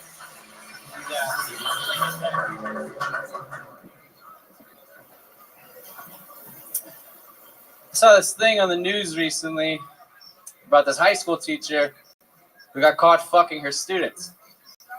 And I don't know what you guys think when you hear about this stuff, but I always have the same thoughts, which is, where were these students when I was a teacher?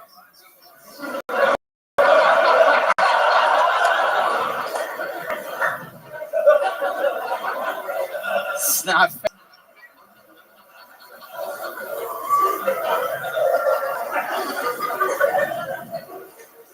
But then again, I taught 6th grade, so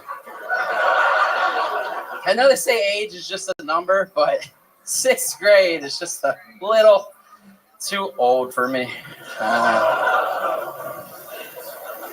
It's just a joke. I don't fuck kids. Not since I got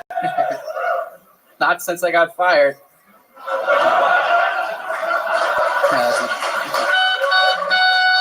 Booyah! Tony, welcome. How's it going, man? Hell yeah. How long you been doing comedy for? 10 months. 10 months. All here in Fort Wayne? I'm from Ohio. What part of Ohio? Findlay, Ohio. Oh, okay. Yeah. And that's northwest? I believe so. Yeah. Hell yeah. Okay, that's fun. What do you do for work? I was a pro wrestler for a little while. Really? Yeah, How long were you a pro wrestler for? 5 years. Get the fuck out of here, man! We've met some cool pro wrestlers. You guys lately. had John Moxley. We did. The guy that trained him is the guy that trained me. Oh my goodness! From Ohio Valley Wrestling, right? Or Florida? Heartland Wrestling Association. What was your gimmick or character? I was Tricky Mickey Mavis. Tricky Mickey Mavis. So you were a bad guy? A heel? Yeah. And I left as a bad guy. You left as a bad guy. I Right. started out as a good guy. So why would they call you Tricky Mickey? I call myself that. But why would I know that? I know that you decided. But why? What were parts of your character? What made you tricky? I was trying to do like a hip hop thing, like a 90s, 80s type hip hop. Get the fuck out of here. Yeah. I did like battle rap stuff. It didn't work. So you were like a chubby John Cena, sort of. Kinda, yeah. Wow. He was like a never runs DMC, man. I guess so. My goodness. So can you give us a little example of what a promo from Tricky Mickey Mavis would be like? I think you people would like to see that, right? Welcome. How are you? What's going on? How's your day going? That's right. It's a real fucking wrestling promo coming at you. He's putting his cup of water down. Hell yeah. There's a big difference. No. Here he is. Tricky Mickey Mavis.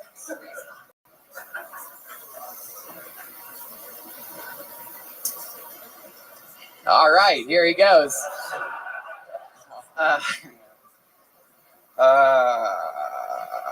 Is this like let's say that oh, okay, hey, I like your fucking style actually. Let's say you're going up against Kid Rock in a wrestling match and he just called you a pussy or something like that. Go ahead. There you go. Run with it. Tricky Mickey Mavis. He just challenged you to WrestleMania or some shit. Fucking anything, Mickey Mavis. Just goddamn, fucking really just anything will do. Girls, it looks like Kid Rock's about to cut a goddamn promo on you, dude, if you don't get it together. You are nothing. You are complete crap. You are a terrorist, un-American piece of garbage. And guess what? Tonight, I'm going to pin you like I did every other summer here at SummerSlam 2018, 2017, 2016, because I'm Kid Rock! He really is. If you wrestle anything like you sing, then I ain't fucking scared of you. Whoa. Oh, shit. Are we about to kiss right now?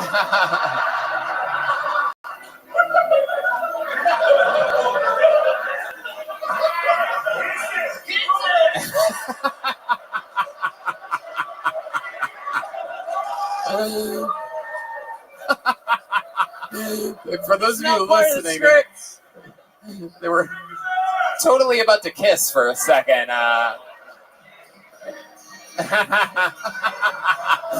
This is the weirdest wrestling match I've ever seen in my life. This is where the tricky part comes in. Wow. All right, Tricky Mickey. So, Tony Watson, you used to be a pro wrestler. What made you stop? It's comedy. Right. Let's go with that. Comedy. So now what? How do you survive? I work at a car factory. Car factory? Yeah. Heck yeah, you're making fucking Silverados, right? Right. The amazing Chevrolet Silverado made here in Fort Wayne. Is that correct? You making trucks? No, I just sort like transmission parts all day. Yeah. Well, in that case, let's change gears. Let's talk about your love life for a second. What's that looking like? I got a girlfriend. Yeah? How long Yeah. you been with her? 2.5. Awesome. Did you meet her at the car factory? No, she got me the job at the car factory. Oh, yeah. I met her at a Goodwill, actually. Oh, my goodness. Hell yeah. She's always still with me because you can't return shit there, so.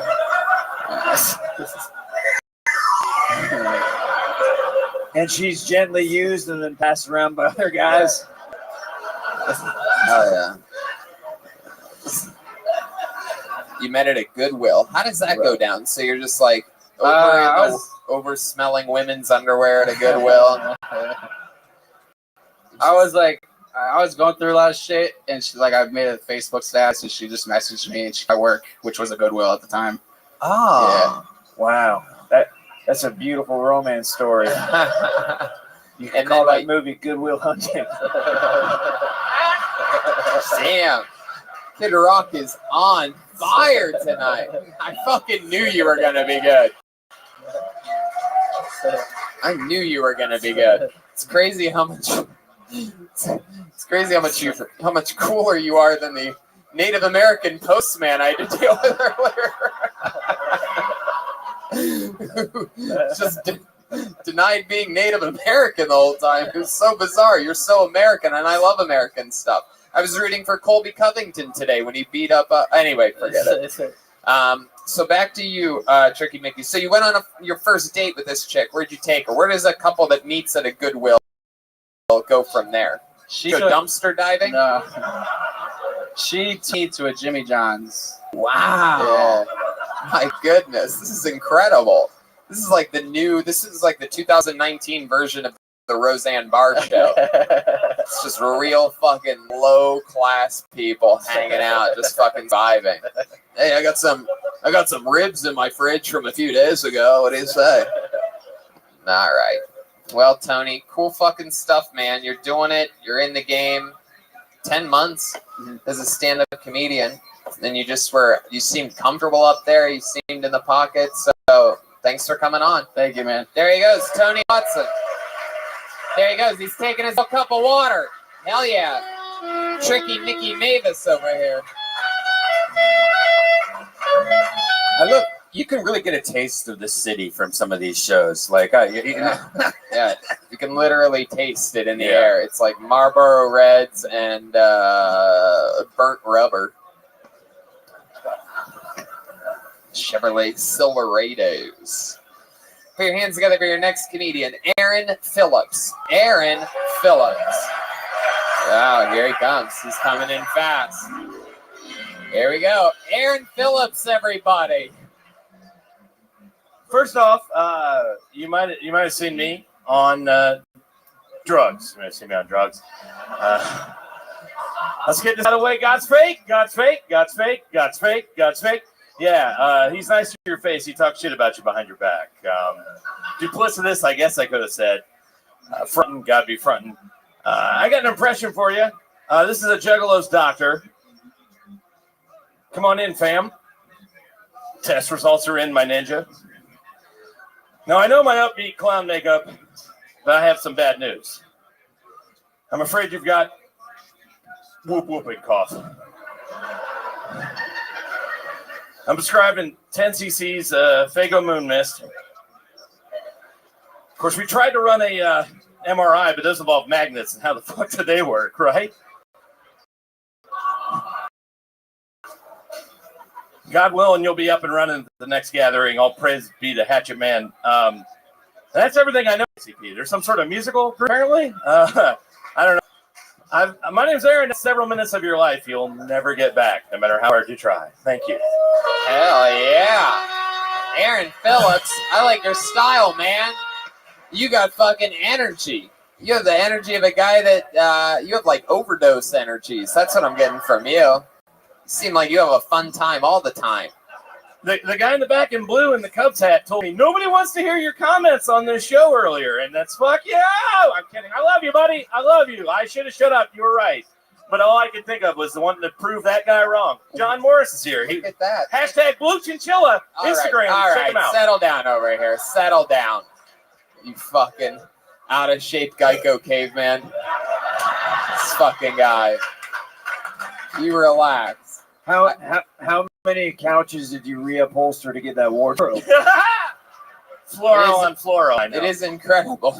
Clearly, it's comfortable as hell. That's all I'm gonna say. No, I bet that's always what guys shaped like you shoot for. It's Yeah, always no. In the winter, it's a big sweater. It's always comfort because when you can't look good, you might as well also be comfortable. Yeah, exactly. That's actually the state slogan of Indiana.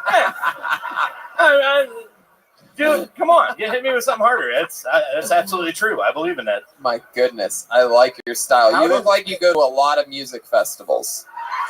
Yeah. You do? I've literally never seen a Hawaiian shirt with stretch marks before. I have an even bigger one that's like sea themed. Anyways, he's incredible. You look like you look like you're dressed for the pool. Did you swimming ever? Yeah. In what creek? Community pools, and it's always awkward. How long have you been doing comedy? About 5 years. 5 years. Where at? Dayton, Ohio. Dayton, Ohio. Crucible of everything. Center of the world. Oh, absolutely. What do you do for work there? I have my family has an antique store. Oh, look at that. That's why most of my time the wardrobe is provided by vintage. The antique. I like your shirt too, by the way. You guys are clearly your Hawaiian game is strong, sir. Yeah, clearly you guys are twin brothers. Buy you a drink later, man. Come on, you look good. You look like fun. You look like a fun time. All right. Oh yeah, these guys are gonna have a blast. Fuck?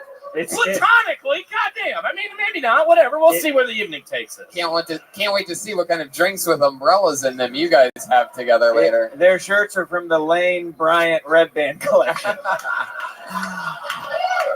Yeah, I don't know. You're like a. Oh no. Oh wow. Uh-oh. What's happening here? This guy's going full. Wow. I don't give a shit. Areolas are a letdown. This is like watching the end of the Bert Kreischer documentary. This is the sad last few years. Yeah, the downfall, downward spiral. Perpetual downward spiral. But what was the final cog that went missing in the machine? That's it. My goodness. I could see the whole time. What'd you say?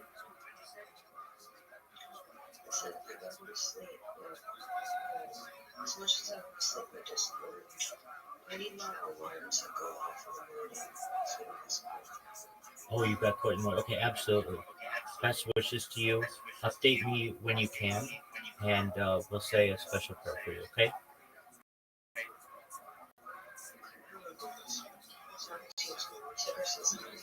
All right. Well, shout out to Tigger. We love you as well. And you take care. Okay.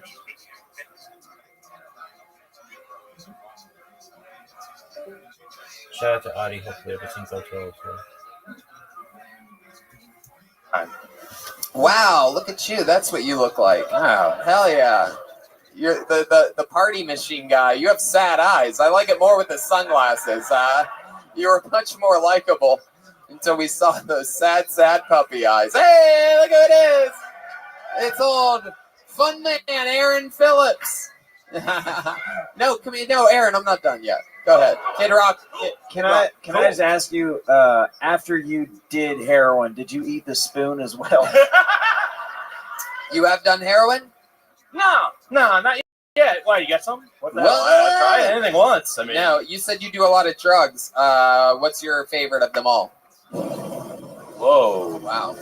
Ecstasy. That's pretty fun. What? Ecstasy. Oh, interesting. Hell yeah. What do you like to do after dropping ecstasy? Tell everybody that I'm on ecstasy. I'm even more of a pain in the ass on that than I am like normally. Yeah, can you give us an example of something that you've done while on ecstasy that makes you a pain in the ass? Just went up to every single human being at a party, and I was painfully as painfully awkward I am on not on it. I was painfully sociable on it. I was like, I had to interact with every person at a party. It was annoying. Woo! Wow. That's pretty good too. All right. Oh, Aaron. Anything else interesting we should know about you? You seem like you have some type of fun fact about you, some type of life accomplishment. You're the world's fastest. Here we go. It's a tattoo. Space Ghost on my arm. Oh, that's cool. pretty cool. Is it? Yeah, I was thinking about quitting comedy before you called my name, so that's pretty cool. Maybe Why I'll were you stick gonna around. I don't know. Why were you gonna quit? Tell us about it. I drove 2.5 hours to come here, and I got lost and missed my chance to do a 90 seconds on our earlier show. And if I'd known it was only 90 seconds, I don't know if I would have even left the house. But I'm glad I came. This is cool. Are you talking about this show? No, another show earlier. There's another I won't show name where that. I won't people name do that. 90 seconds? Yeah. And then they just go up one You're after the totally other? stealing your gig, man. I don't know. Oh, I you don't even know what was going on the show? I got completely lost. I didn't make it. I missed the entire thing. I don't even know how it was. How did you get lost? But I'm here for in time. Find parking. I circled the block for like 10 minutes. Did you try the parking lot right next door? No, not here. It was farther downtown, and it was another place. Oh, gotcha. Yeah. Kid Rock. Yeah, you opened your set by saying God is fake. Hi. Kid Rock is a big-time Christian. Yeah, man. You give me a lot to think about. Maybe I was wrong about that. Maybe I was wrong about everything. Well, Thanks, kid. like that's a strong thing Richie. to say. Your name's Richie, right? I can call you Richie. Richie. Richie. At the top of the set, did religion do something wrong to you, or what? I actually went to like Christian school for a couple of years. All right, let's talk about it. You look like you've only been surviving off of bread and wine your whole life. So, roughing it, right? Yeah, it's tough. Heck yeah. You like Joaquin Phoenix when he went on Letterman's show that one time? Oh yeah, lost his mind. That is fair as hell. That's you cut to my core, Tony. You look like if a Blues Brother shopped at Brooks Brothers. You like Jack Crack. He looked like he was lost in the desert for 40 years after a rave. Yeah. He looks like he is and sleeps on a flower bed. He looked like he was born on a Spirit airline flight. He looks like the lead singer of Grateful Bread. Oh, God. Yeah, it's cut to my core, and they give me a lot to think about. That would take a lot of digging to get to that core. I'm a larger man, if you haven't noticed. I don't know. What did you just say? I said, if you haven't noticed, I'm a larger man. They've made a lot of points about that. Way to go, everybody. If he opened an ice cream store, it'd be called Game of Cones. I'm gonna take this from Kid Rock. Wow. Yeah.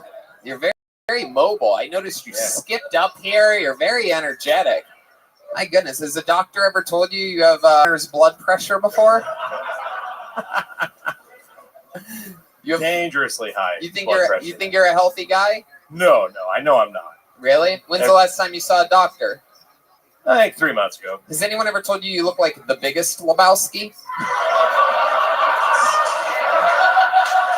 Somebody said thick Lebowski earlier. That's true. That was completely true. I punched it up. We gotta get. That's the best version of it. That's the version that would go into the script if we were writing a show. And I know because I'm in the Writers Guild. Put your hands together for Aaron Phillips, everybody. There he goes. Aaron Phillips. Aaron, don't quit. I like your style. Comedy needs people like you. Funny people with good energies. We can't all be sad fucks walking around here. One more time for Aaron Phillips.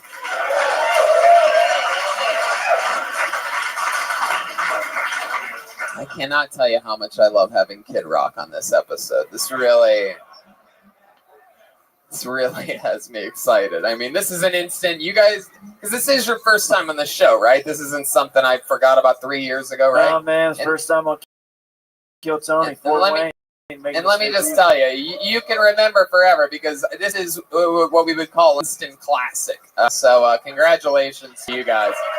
When you see Kid Rock on Kill Tony down the road, you'll know that started right here. Kill Tony, episode 2. Ah, this is interesting. I believe this person got up earlier. Put your hands together for Joey Squid. Here doing a new minute. I believe he got up on the first show. Here we go. Joey Squid doing a brand new minute that he didn't do earlier today. Yes, it is. It's the return of Joey Squid. Oh, yeah. Let's try that again. So I've been told that I am a hot lesbian with a beard.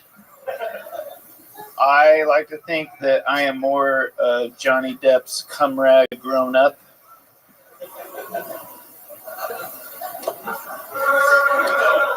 probably look like I should be talking about vegan toast and avocado bread. I would rather talk about more Indiana things that are close to all of us. The Dodge Ram pickup. It's the heartland of the douchiest fucking vehicle that's ever been produced. Every time you see a guy in a Dodge Ram, you know that he is going to suck his boyfriend's dick.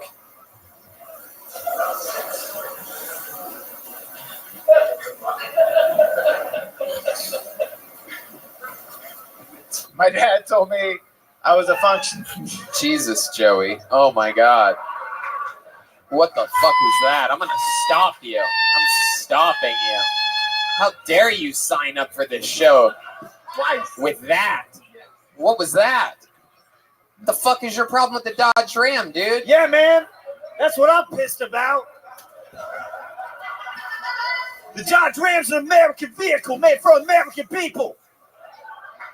That's true. What kind of car do you have? A Prius. A Volvo. Oh my God. Man, that's part of a lady's vagina, dude. You're an idiot. What kind of Volvo? That's a brand. A 96 station wagon. 96 station wagon. Look at you. How fucking cute is that? And you're out here making fun of a goddamn man truck. Why? Did you have trouble moving lately and nobody would help you? Dude, I'm going to teabag you with my truck nuts later. Get rock!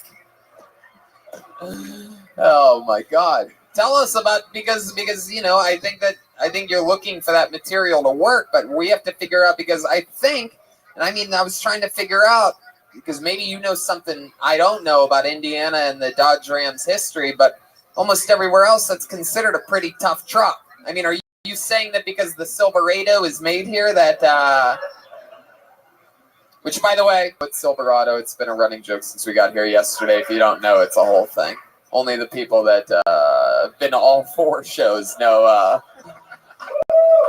Did 2 stand-up shows yesterday. So explain to us what the fuck you were talking about, Joey. The Dodge Ram is made in Kokomo. It's made in Kokomo. Wait, what? And is that's in competition with the Silverado? The Silverado? Yes. It is. Yes. And so you're telling me I've been duped Asian person this whole time? Now there's a Kokomo here in Indiana. Oh.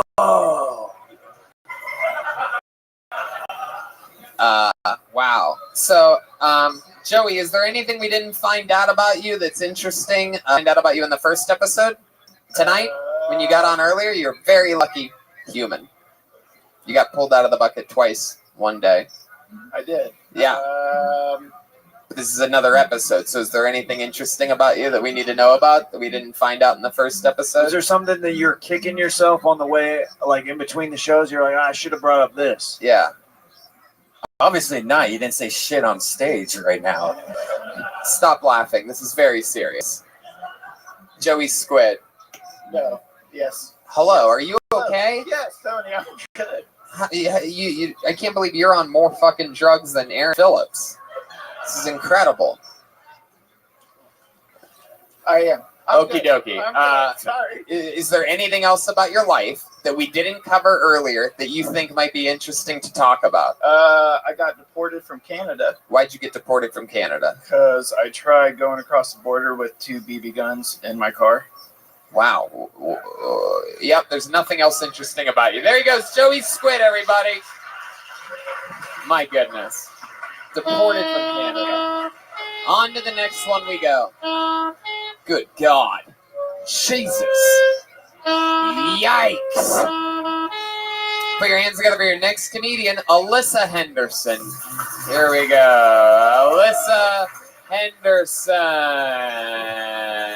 It's happening. Here she comes. All right. And here she comes.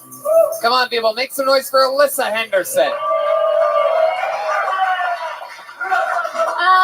So I signed up for this because my boyfriend said, don't sign up for this. Don't do it drunk. So I'm doing both. My boyfriend has a jewelry phobia. So, sometimes when I get mad at him and I don't want to tell him I'm mad, I just hide jewelry around the house, so he finds it, and then he gets really funny, hides it from me. So it's kind of a back and forth issue. I'm a little nervous right now, but I'm still very drunk. And Kid Rock, how rude of you to not give me your seat.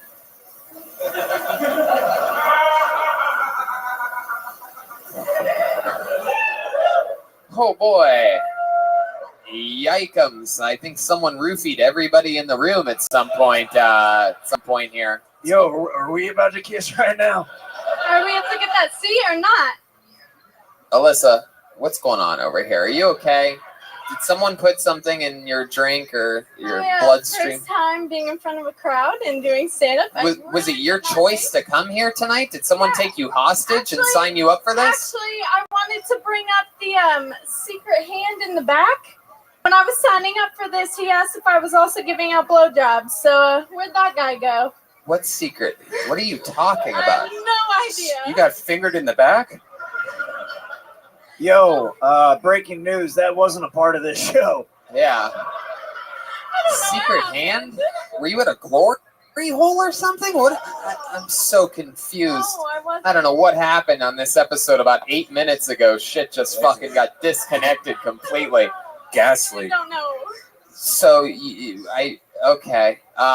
This is your first time doing comedy. Is that something you've always wanted to do?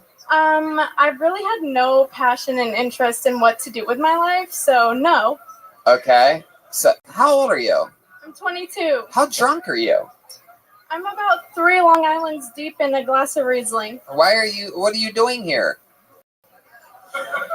Like, I don't know. are you a fan of this show? Do you know what you're doing here? I am a fan of the show. Oh, so you came here for this? Yes. So you had 3 Long Islands. I signed up because I was like, oh, this is dope. I don't think I'll be picked. Like, no way. And then you call my name. Have you ever listened to an episode of this show before? I have. Yes, I have. Have you ever heard us say that we hate people like you? Yeah.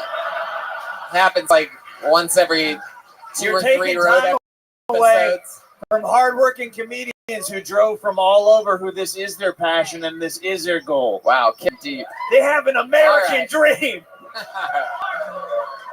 And you're coming up here looking like some wasted, trendy librarian. Get out of here! Wow. Okay, Kid Rock. That was like a joke. It wasn't like I know. actually like get out I of know, here. but you got to keep it. You always got to keep an eye on everything, or else, you lose things. So, Alyssa, what's happening? Damn stool, lady. What's going on? What, Kid Rock? What's happening over there? I gave her my stool Well, and shoved it back. But why did you get? Hello. How's your day going? Oh, excellent. Boy, you're hard to hear. How'd you find out about me?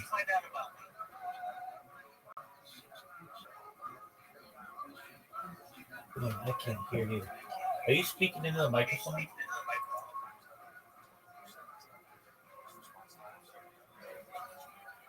Sure. Yo. You're really, really low.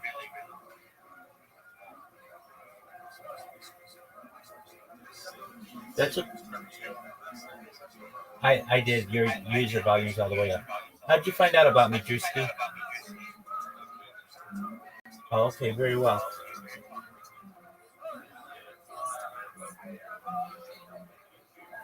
Oh, excellent. Oh, you know what Kill Tony is?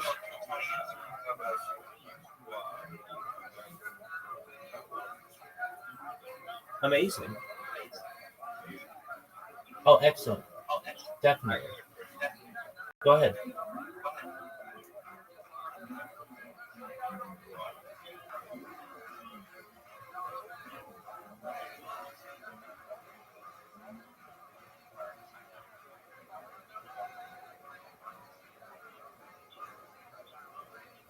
Hold on one second. Let me try to hear you better. Why are you being targeted by what?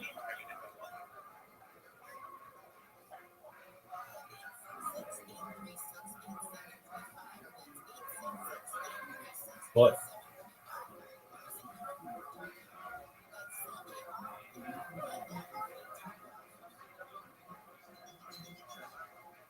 Well, sometimes life doesn't go your way. Do you know what Kill Tony is? Yes or no? Okay, excellent.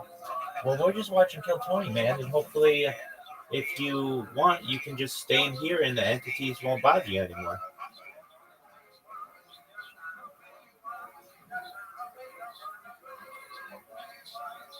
I'll keep you safe, big dog. Absolutely. Well,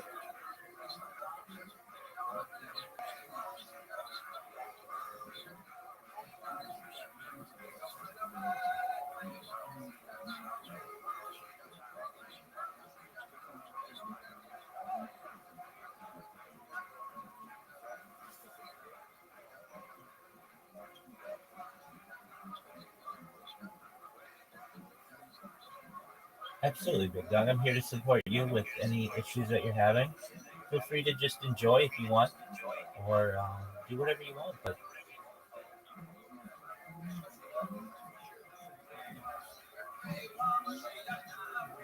no, this is I'm doing a Kill Tony marathon, so this is a road tour, but it's the same thing, 60 seconds. You know how it goes. So feel free to enjoy, and we'll get your mind off everything. Okay? Excellent, my friend. Give her a stool. She's been complaining that I haven't given her a seat the whole time because I'm supposed to be some gentleman. I'm a rock star, lady. I didn't even notice that. I don't know what's going on over here. Okay, I'm getting you off stage. There goes Alyssa Henderson. There you go. I don't get it. Too drunk. Too bad. I don't know what's happening anymore. It's not fun having people that are that drunk on the show because it's just like taking advantage of. I mean, not only is she drunk, she's also dumb. So it's like really bad. And when you're dumb and drunk, that's just no fun at all. She just doesn't know she's supposed to be a stripper. Wow. Red band making it weird. Wow, and that's harsh coming from her dad. All right, how about Zane Scott or Rain Scott or something like that? Here we go. Zane. Come on, guys, make some fucking noise. Get out of this tailspin. What the fuck's going on, Fort Wayne? Yeah, so I was expecting this venue to be a little bit bigger when I got here. It's kind of small. Not the first time I've heard that, though. Every time I take a girl to bed, she tells me that. So, also, every girl that I've been with has converted to the Islam of sexuality, which is lesbian, because the only thing they're shoving in their face anymore is roast beef. Pork has been completely cut out. You guys heard about the most recent mass shooting in Ohio, though, right? Yeah, 13 people dead. They found the weapon of choice was actually a spoon and a syringe. It's a Midwestern tragedy, heroin. It'll fucking get you. You ever had sex with a pregnant chick who's like 8 months deep? Yeah, it's a great fucking time. You ain't got to worry about her getting pregnant because she's already pregnant. But the only thing you got to worry about is that little fetus growing up like 30 years later and joining the Me Too movement on you. She's going to go to the police and say, he aggressively hit me on the soft spot of my head for 20 minutes and then tried to drown me in his semen. Oh, yeah. Zane Scott. Welcome. How are you, Zane? I fucking love this show. Thank you, Zane. Hell yeah. How long you been on comedy? First fucking time. First time. How about a hand for Zane? Fort Wayne. First time. He's in it. You're in the game. How many cans of Monster Energy drink do you have a day? None. I had a NOS on the way here. You had a NOS? Yeah. Hell yeah, that's the powerful shit. That's like grapefruit flavor, right? Yeah. Regular actually. Right? I used to drink that when I was when I just got out of high school in Youngstown, Ohio, when I was just a little white trash boy like you. Well, I'm from Sandusky, Ohio, so I'm maybe white trash than you. Yeah. Did you say Sandusky? Cedar Point. Wow, you motherfucker! Cool. How often do you go there? Not often anymore. I live in North Carolina now. Oh, now you live in North Carolina. Yeah. How long ago did you move there? 3.5 years ago. You love it? I love being in North Carolina. Yeah. What was the hesitation there? North Carolina is like really cool, but what I do there is really shitty. So yeah, what do you do? Are you are you in charge of putting out fires in Charlottesville? No. I'm in the military. Oh, that's Virginia. So I'm stationed down there. Is that Virginia or North Carolina? Virginia, yeah. So it's all the same place. Yeah. Oh yeah, Charlotte, North Carolina. I'm so stupid sometimes. I smoke a lot of pot. What do you do for work? I'm in the military. Yeah? What do you do? Just like admin stuff. Paperwork. Oh, hell yeah. Fucking pushing papers. Making sure everyone gets paid. That's it. Wow, interesting. That's an important Yeah, part. So, does yeah. anybody ever call you like an American hero or anything like that? No. I try to keep that secret. Hell yeah. Wow. So that's fun. What branch military? The Marines. Wow, the Marines. Goodness. You never had to do anything? You ever have to go overseas or anything like that? I just got back a month ago. From where? The Middle East. I was on a ship. They make you go all the way to the Middle East just to do administration shit? Yeah, that's the thing. Fuck that. Don't they have any fucking tough guys that could do the paperwork? Yeah, they're all bigger than me. They make you do push-ups and shit still? No. That's not in our routine. Like, you need to work out your brain, boy. I don't need real muscles on you. Yeah. Sit there, be smart. You need to be Basically, quick. Yeah. Wow, that's so cool. How old are you? 22. 22 years old. Just a little fucking baby girl. A lot of greats start at 22. Anyway. You have a girlfriend? I do not. No. So, what exactly? Why'd you move to North Carolina again? Military. No, they moved you there, so you're based out of there. Yeah. Gotcha. Yep. Have you actually had sex with a pregnant woman before? I have. Whoa. Was she pregnant with you? No. It wasn't my kid, which is why it's even better. Right. No, I know it wasn't your kid. I was saying you're a baby. I was saying you're a big baby. So where'd you meet this pregnant chick at? You were just hanging around? I dated her for 2 years in high school. Wow. She's already pregnant in high school? No, so I left and she cheated on me, and I came back and hold on, let's slow it down. Slow it down. Slow it down. So strap in. Slow it down and repeat yourself. So I dated her in high school for 2 years. For a year in high school. Okay. And then I moved away. To North Carolina. Texas. I was in Texas at the time. I was in school. Okay. She cheated on me while I was there. Uh-huh. So then I went home on leave, and then I had sex with her. Well, she was pregnant with someone else's kid, the guy that she cheated on me with. I got my revenge in a way. Does the guy know? Oh, yeah, he knows. How does he know? I pretty much told him. How'd you pretty much tell him? Like, it was made pretty obvious. Like, I said something on social media. Congrats on being a father. Yeah, I get that joke a lot. What did you say on social media? This is getting interesting. Shit, I can't remember.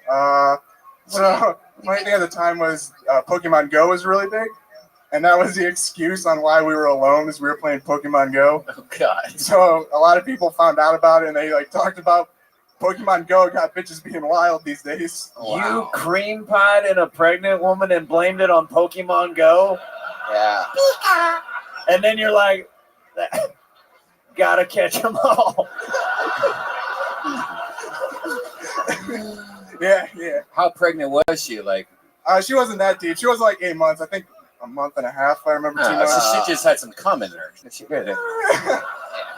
Revenge at you. I choose you. Welcome to another episode of How Babies Are Made with Brian Redband. Month and a half. Yeah, the that could fall out in the toilet easily. It's still just a pile of cum at that point, according to Dr. Brian Redband. The cum sits there for 3 months, and then it starts to turn into the shape of a human. That's how it works. It's mostly mold. Just there at the base of the vagina, just waiting right out, nothing around it. And then after the cum is deep fried at a Wendy, you got yourself a baby. Yeah. A baby-nator. My goodness. Yeah, my biggest fear when I did it. Red Rock! Uh-oh. So, did you just fuck her? Did you do anything else with her? Did you go down on her and, like, talk shit to the baby? Just eat her pussy like, hey, your dad's a faggot. No, I didn't do that. No. I did go down, but I didn't say any of that. You didn't say anything? No. I wish I would have, though. Not a little, I'm not your dad. I'm not your dad.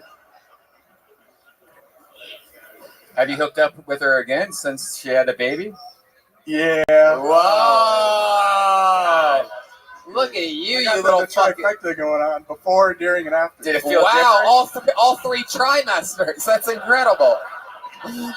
Did it feel different? Is there like the pussy feel a little different now? Yeah, does it feel different post baby? Does it feel like somebody sucked all the air out of the Ziploc bag or something like that? You know what I mean? Yeah, what was it like having your first threesome?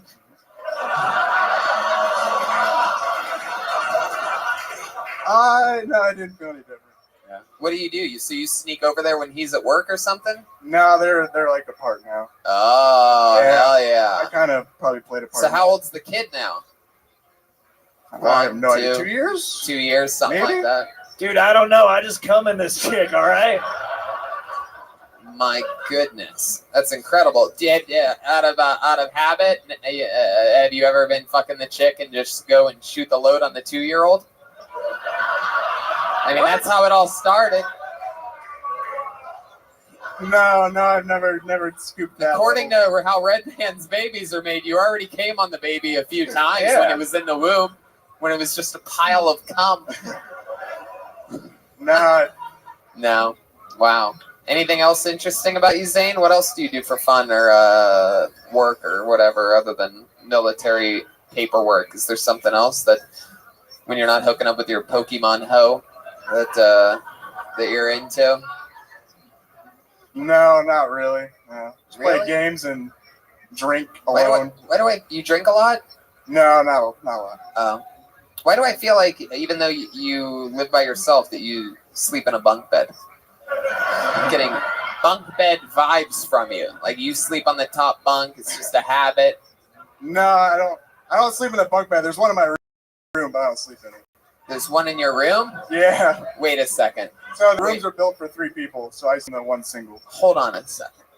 You mean to tell me that I said I'm getting bunk bed vibes from you, and you're telling me that you don't sleep in a bunk bed, but in the room that you sleep, the very same room, out of all of the people in this room, out of 380 some episodes that I've never said the words bunk bed vibes on this show, you're telling me that you sleep in a room with bunk beds in the room with you that sit there empty staring at you? No, it's in the other room. Are you being honest right now? Yes, I'm being 100%. This is it. That's it. Show's over. This is the last episode of Kill Tony of all time. This is it. I waited for this moment. Damn, I didn't want to end something else. What? I didn't want to end the show like I ended that relationship. Whoa, Jesus, what are you gonna come inside of me? All right, there you go, Zane Scott, everyone. Fun times. I love that. Thank you, Zane. You are a great guest up here. Zane Scott. Let me tell you something. That's how you fucking do it, right? If you're gonna do comedy for the first time, you fucking plow through it, do your jokes, stay in the pocket, and tell us some goddamn interesting shit, like you used to fill up a pregnant lady with fucking boy jizz. You're the family. Just fucking unbelievable. Perfect. How about another hand for Zane, everyone? Surprised Indiana doesn't go a little bit crazier for home wreckers. You know what I mean? Nope. All right. Okay. How about Travis Charles, ladies and gentlemen? Travis Charles. Here we go. He's coming to the stage. You guys having fun out there? Travis Charles. One of the most embarrassing things happened to me from being a big guy. I got out of the shower one evening, but I bent over to dry off my feet like we all do. As I stood back up, my ass cracked with the shower off the wall. I don't know if you guys know this, but when you bend over, your ass opens. It's like, hey!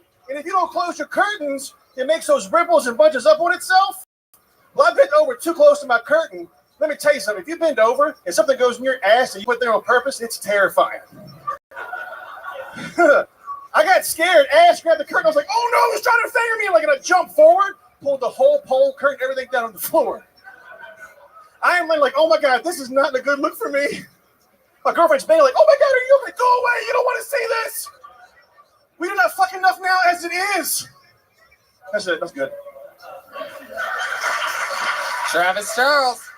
52 seconds in and out. Hell yeah, man.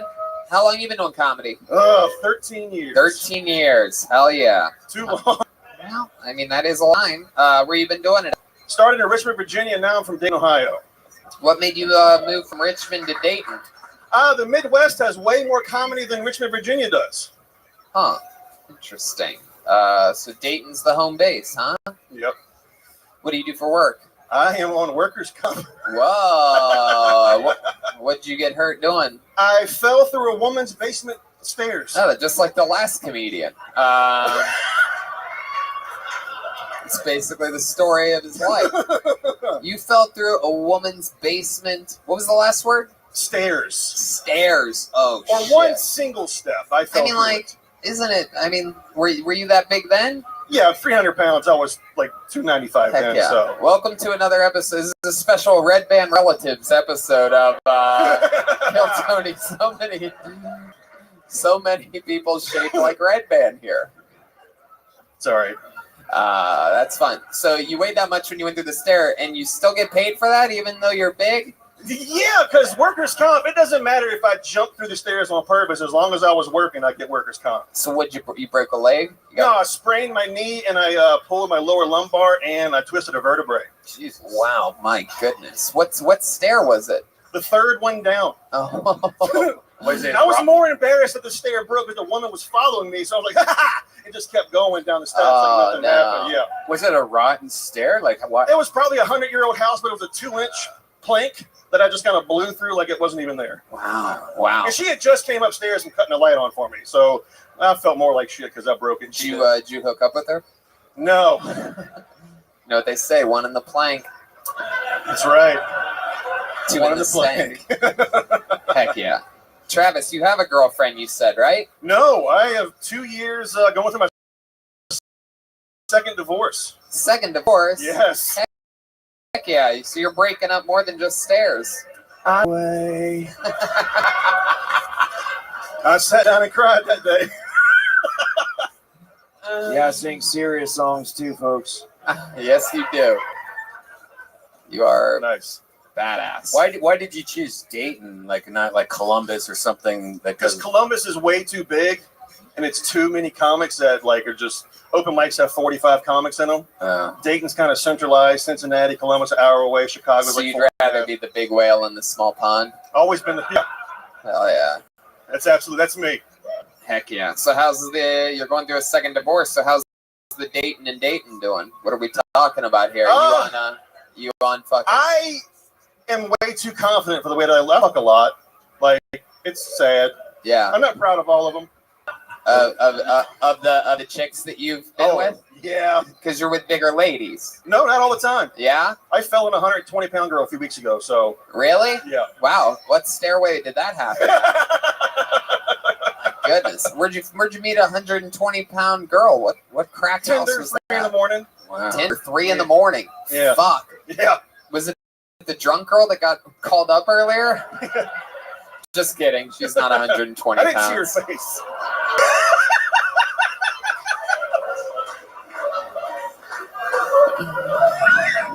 People love fat jokes. I'm going to write that down. You love fat jokes. People love I live off of fat jokes. Yes, I live and survive solely off of fat jokes. This is my specialty. In the roast room, I'm known as the fat jokes specialist. It does bring me so much joy making fun of fat people. I don't know why.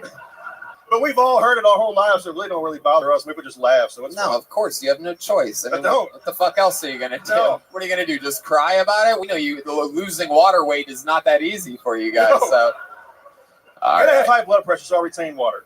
Hell yeah. No, of course. I like your style. So what do you do for fun? Comedy and buffets. Wow, really? You're just fully committed. Can I just say that was the most honest answer we've had on the show in years? It is. Comedy and buffets. Aaron Phillips and I go to buffets together, so. Is that true? Yes. You guys are friends? Yeah. That's right. He's from Dayton too? I'm friends with that disaster. That's what I'm friends with. Oh my God. You guys must have so much fun together. Yes. Wow. Never boring. What's the weirdest hookup you've had in a while, man? Me? Yeah. Oh, fuck. I met a fat girl and Plenty of Fish, and I came in her ass when I was done. Wow, look at that. I'm a gentleman. Like, it's like, my goodness. So I've always wondered this. How fat was she? Like, really, really, really fat? Like, the face you're making makes me think, what, 3, 4, 5? Let's just say she was a bigger carp than on I am. Plenty of Fish. I'm 300. She was probably about 350. Bigger than you. Now, Yeah. see, here's my question. You putting it in, she's bent over in this, right? Or are we talking missionary position or No, something? belly to belly's not too good. You float, like you plank, like you float like a. So what did you guys do? You were doing what, piggy style? Yeah. I'm an asshole. Like, I just get them to blow me for a minute. Then like I want to do it. I like bend over and like, and I try to like whatever. Wait, you like, bend over? Yeah, I bend over. Wait, what does No, that I just mean? have them bend over. Oh, you have and to I do my best to get as much as I can in. Do you have to like lift up that thing, that belly? No, it lifts itself. That man. stays. You raise your hands, the belly comes up. You just gotta fuck. Like, wow, that's all you have to do. It's incredible. So it's like you're just always in some like eternal devil's trying, just always like ready to high five your friend that's not on the other side. Yeah. And when things get real sweaty, sometimes my belly button makes a suction cup to her back. Oh, fuck, dude. You got problems if you're queefing out of your belly button, bro. that is. When you hear, it's like it's time to go. Okay. You're good. I cannot get past the visual right now of you planking with another fat. It's so disgusting. Like your penis not even touching her privates, just looking down at her, being like, "Well, I guess this is hot." I'm pretty sure I've actually just fucked skin before. Like, yeah, that's actually what I was getting at. I was wondering when you say you came in her ass, like was it her asshole or her ass crack? Because it's just. Let's face it, she's bigger than you. That's a lot. You know what? See, I'm an asshole because like when a fat girl bends over, their ass does spread open. You can get to it. It looks like you can't when they're standing up, but you keep calling yourself an asshole. Yeah. Do you ever come inside of? No, I'm not that gifted. You just come in other people's assholes. Not I came on a belly button a few times. That's belly button. Yeah. Was she so big that you could cream pie her belly button, or just stick it in there and fucking? Safe sex. I guess so. It's the safest possible sex until you get a fucking chewed up Dorito in your dick tip. You got to look out for those big girls, man. There is shrapnel down there. Yeah. Fuck a big girl like that, you end up making a kid, a Sour Patch Kid. Oh, you found that? Is that the green one? Yeah, you got one. But it makes me enjoy the thinner women way much. Like Yeah, that's what fat chicks are for. Fat chicks are out there so that you can enjoy the thinner women. Yeah. That's what it's like. It's like being rich after being broke. It's like, oh, this is great. I don't have to eat McDonald's anymore. You find out what you're into with the fat chick, and then you get the skinny girl to do what she did, and it's more attractive. Heck yeah. Hey, can you spread out your belly button, bitch? All right. Well, I mean, dude, you're so fucking much fun. You have such a great energy. It's a shame you're going to die from a heart attack soon. It's all right. I was having so much fun with you, like so many of the greats. You're just awesome. Appreciate it. 13 years and it shows through your set, through the interview, the whole thing. That's what it's about. Thank you. Definitely Appreciate it, the man. set of the night. Thanks for signing Awesome. up. Travis Thank you very much. Charles.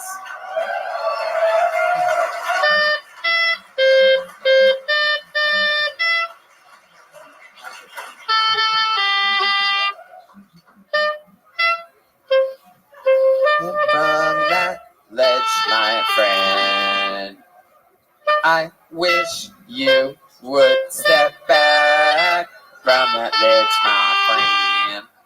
How many of you like it when comedians do good on this show? How many of you like it when comedians do bad on this show? Wow.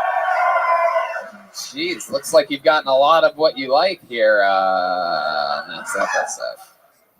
Okay, pull another name out of the bucket. Make some noise for Brandon Kreinhop. Brandon Kreinhop.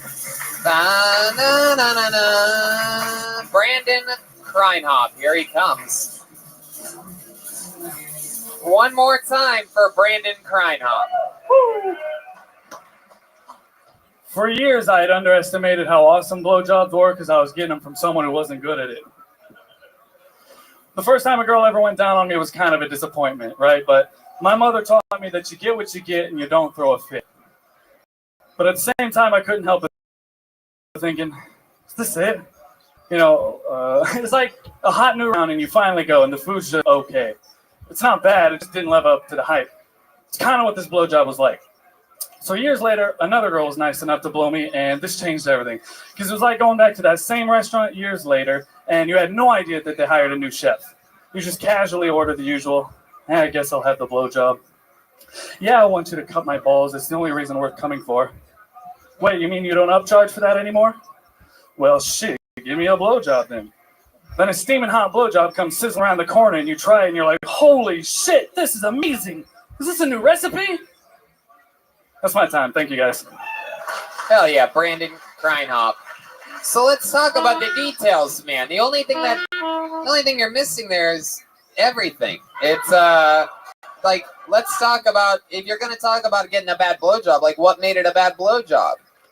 Honestly, there's another half. There's a second half to the bit that goes into the details. Is that the one that has all the punchlines in it?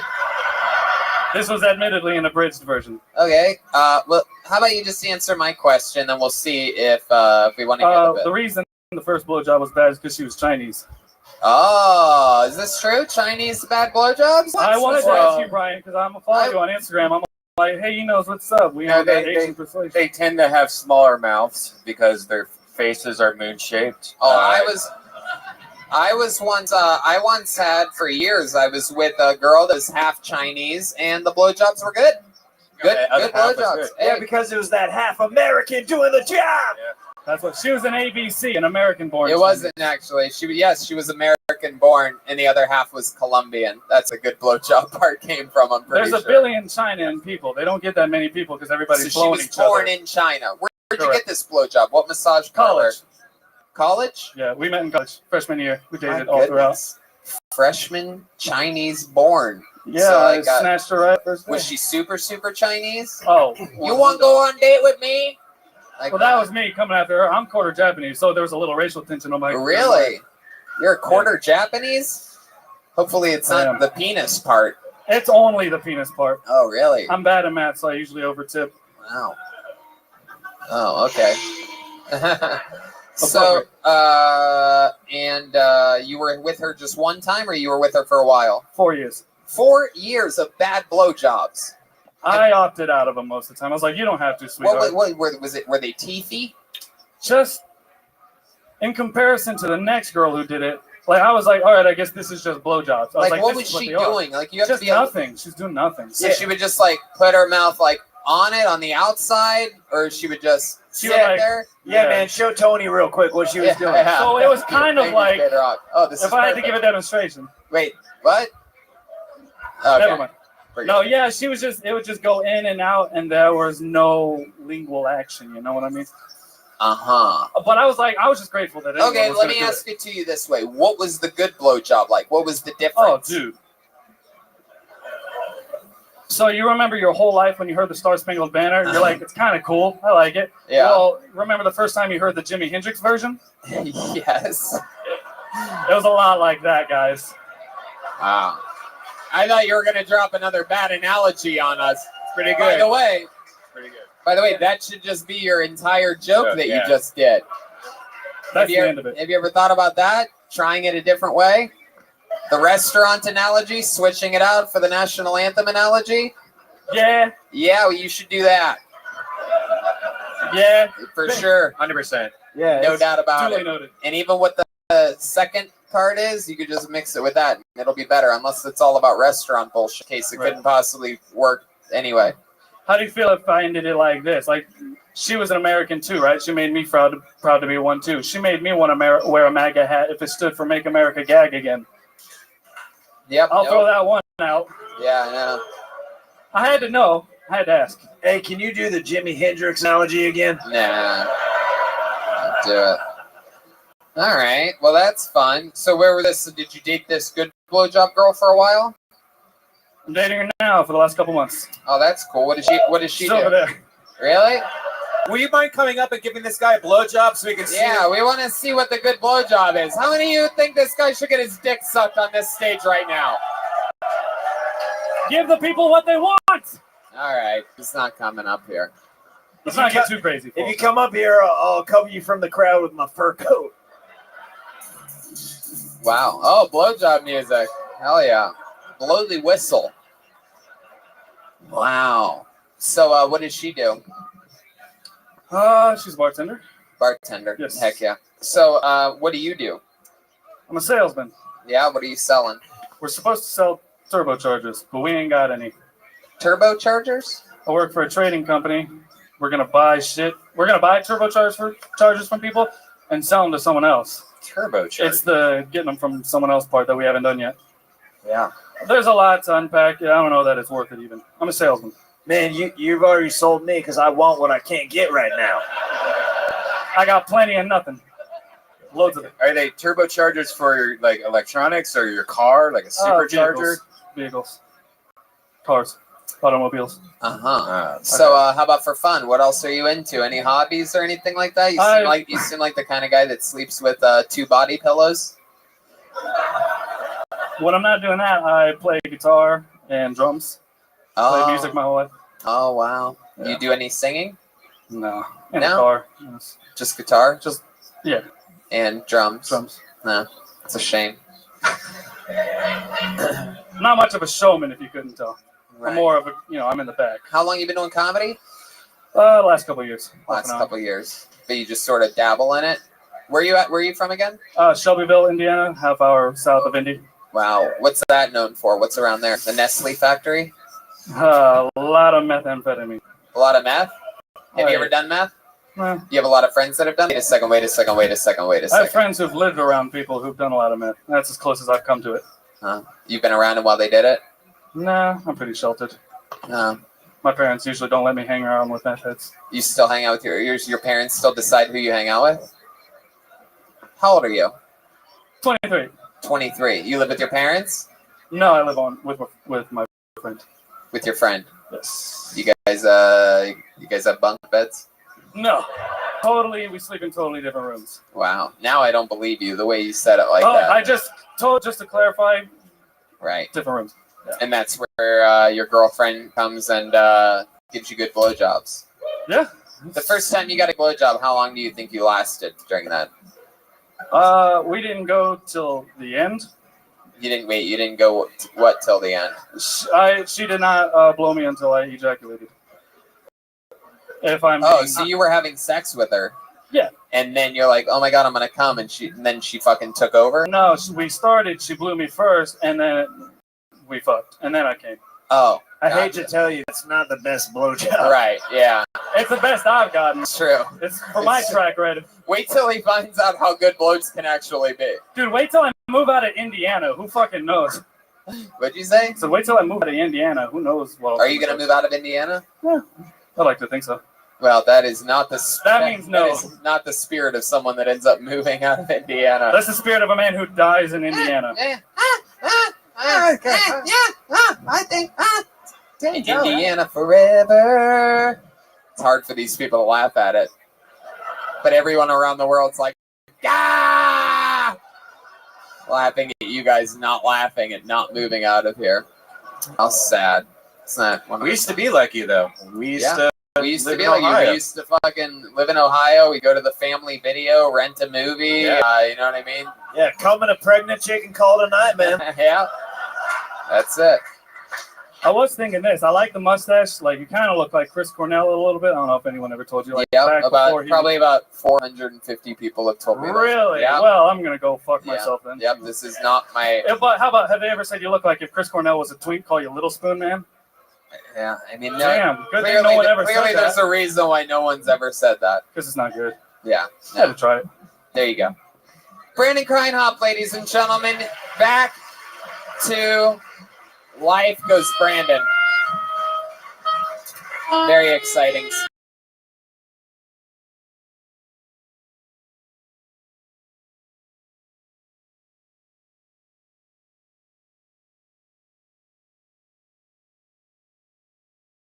Out there? You guys having fun about it? Yeah.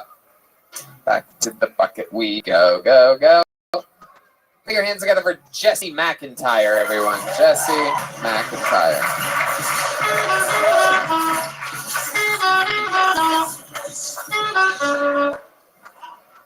You guys ever wake up in the morning and think, oh, fuck, pills didn't take.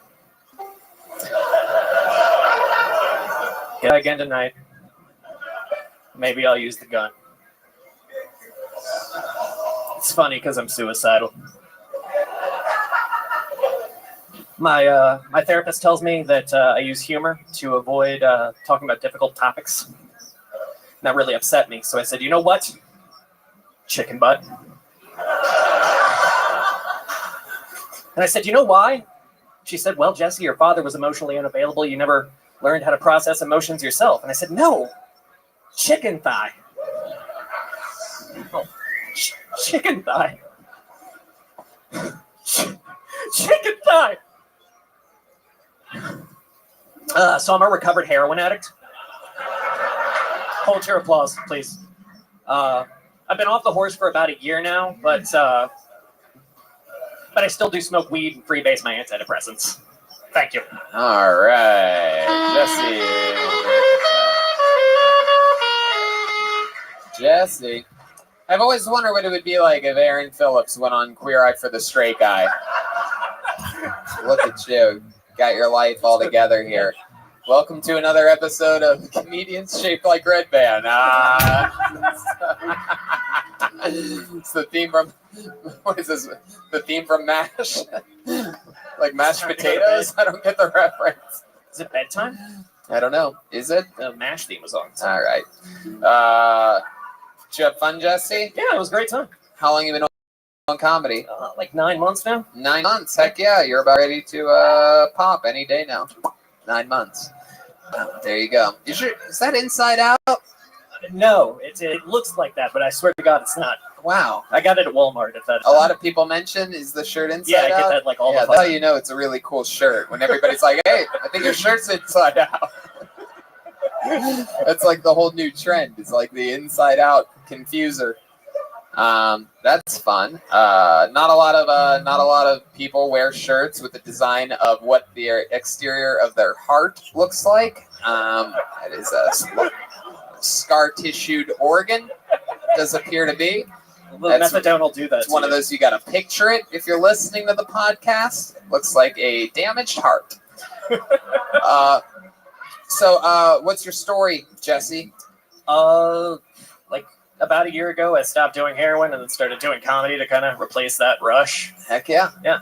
Absolutely. That's pretty much it. Very cool. Used to shoot up or snort it? Just snort it. I'm too big of a pussy to, snort or shoot it up. Oh, that's fun, man. What do you do for work? Nothing. I'm unemployed right now. Unemployed? Yeah. My goodness. So what do you do for fun? Heroin. Oh. Yeah. I thought you got off of it. Well, I mean, I still fantasize about it and stuff. Oh, that's it. I've seen this on a documentary that after you do it, like you just think about it all the time after that. Yeah. Really? And you have dreams about it? Constantly, all the time. Yeah, all the time. Constantly. Almost every time you fall asleep. So not only when you're awake are you thinking about it, asleep, yeah. and then you fall asleep and you're still thinking about that. I mean, holy fucking shit.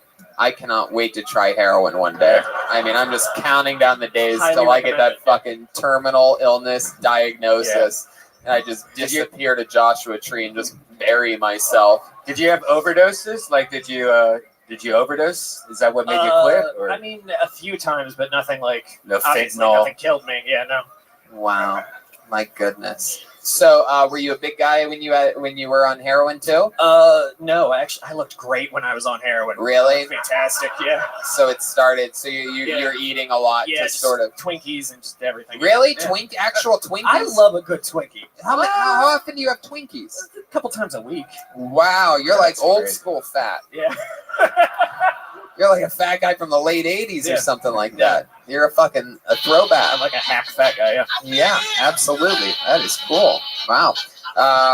So you have a good support system around you? Like, how are you staying sober? I got my comedy friends. I got my fiance. I got my your fiance. That's cool. We actually sleep in bunk beds.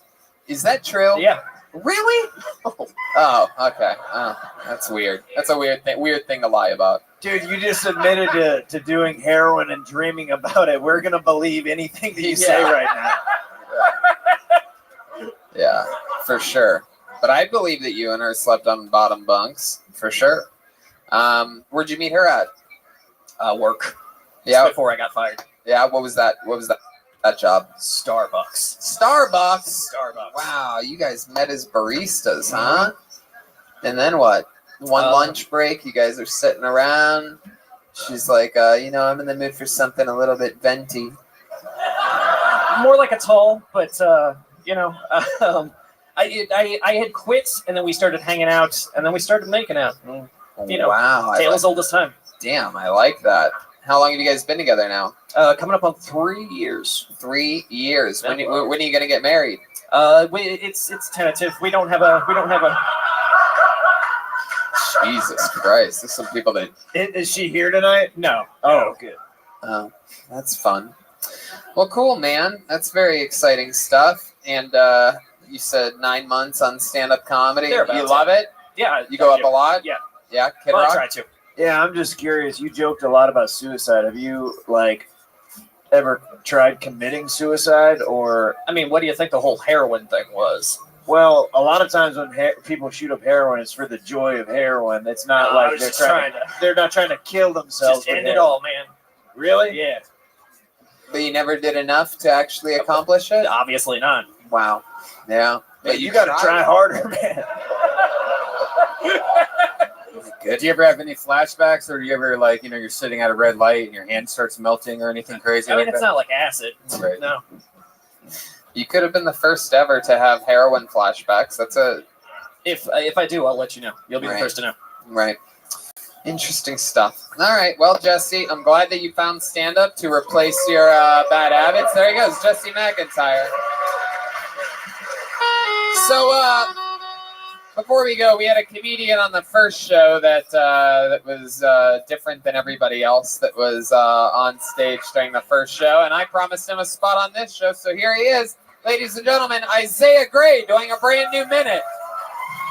A minute different than on the first show from Isaiah Gray. Yeah, what's up, motherfuckers? Yeah, white people be like this, and black people be like that, but lizard people be controlling our government. That's some crazy shit.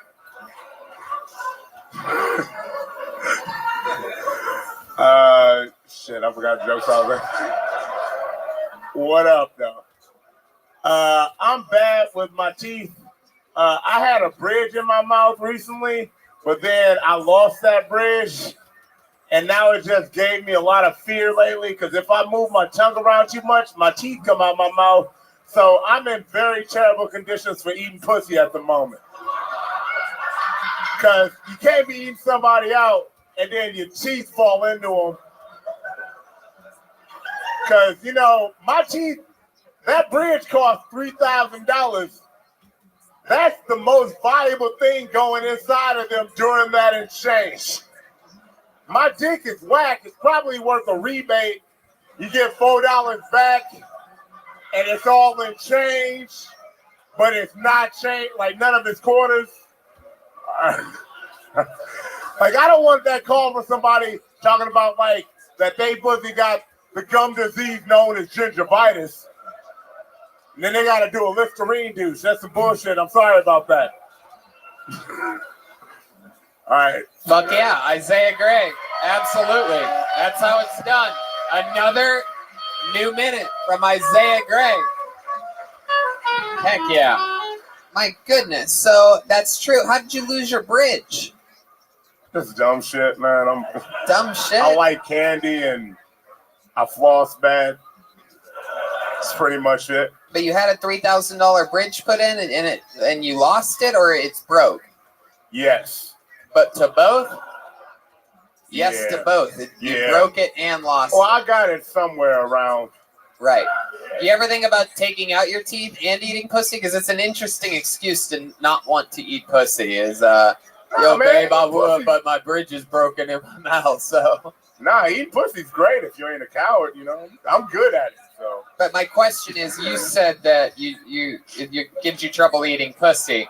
My question is, do you ever just take out your teeth and then eat the pussy? Yeah. Oh, okay. Hell yeah. Yes, Kid Rock. Yeah, I'd like to point out the fact that he just called every man who doesn't eat pussy a coward. Yeah. No, it's true. I heard it. I stand by that. I stand by that. Absolutely. We stand by you, Isaiah Gray. Heck yeah. When's the last time you ate a pussy, Isaiah? A few weeks ago, I guess. A few weeks ago, you guess. Man, I've been doing a lot of acid lately. The last guy knew when the last time he ate a Twinkie was. You don't know the last time you ate a pussy. Yeah, but he a fat bitch. So Man, you really Now, why I've been telling Jesse to just do heroin again? Oh my God! Holy shit! I love him. He's one of my best friends. He's one of my best friends. I like your style. Heck yeah! What's it like being the only black guy in a 10-mile radius right now? There's like 4 of us here. Really? But like sometimes it's empowering. Are they just in whiteface right now? I don't see them anywhere. They're just laying low trying to blend in. One. Nah, there's at least 3 of us here that I know of. I know there's at least 3 of us. That's a woman. I haven't seen a black man since I got at the airport in Los Angeles. Other than you, Isaiah. This is it. Oh. So what's it like? Is this where you're from? Yeah. How'd you end up here? I walked.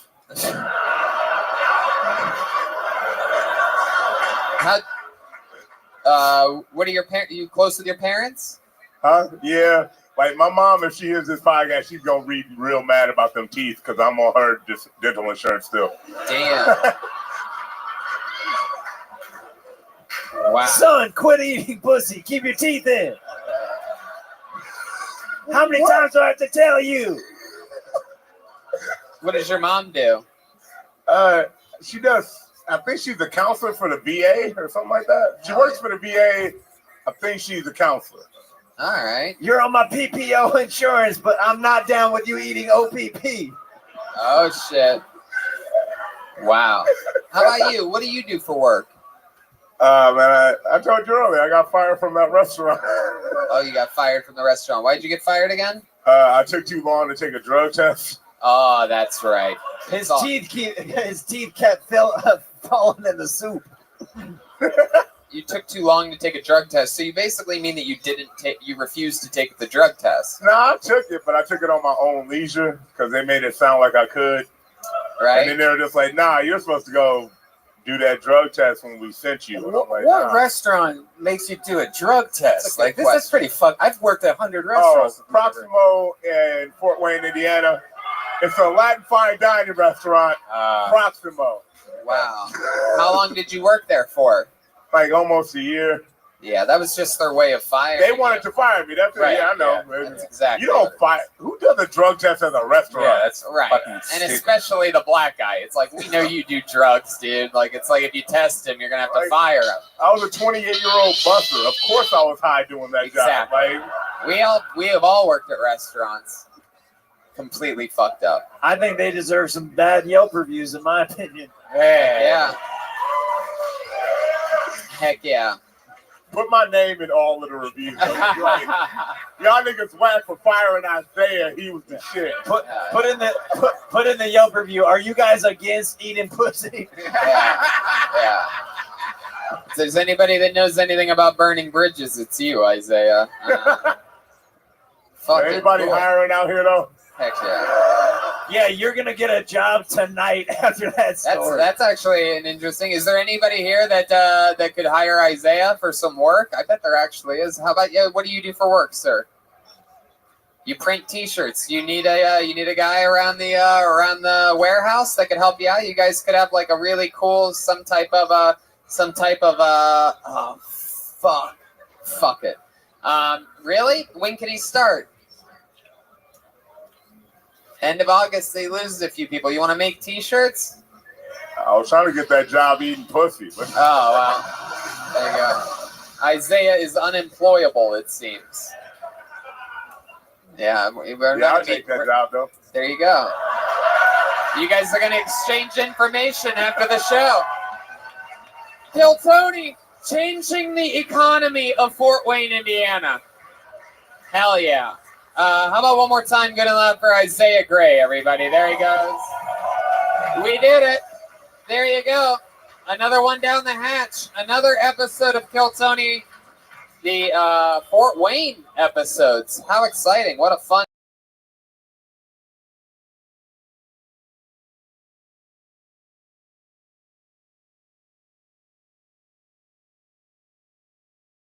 That does. That's fucking cool.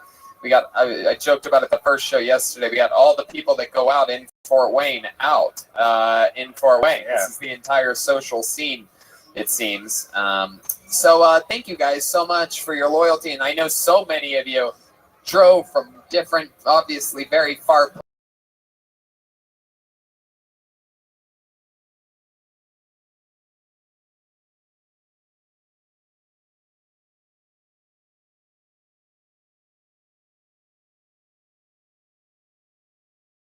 Got the new Reagan Watkins. He's available for sale after the show and CDs. You could buy them straight from him. He'll sign them for you if you want a picture. You could do that.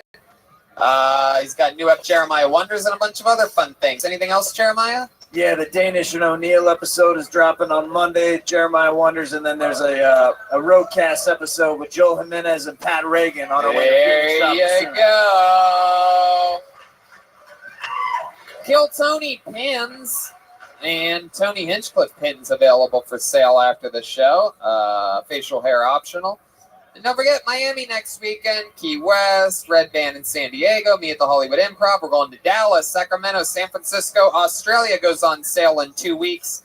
November 7th in D.C. and a weekend of stand-up right after that. Perhaps a return to New York that should be announced officially any day now. Almost positive that's happening on that Sunday right after Washington, D.C. So very exciting stuff. Yes, Jeremiah? Yeah, before we go, we missed having our buddy Joelberg here tonight. Can we get a Joelberg chant maybe for him?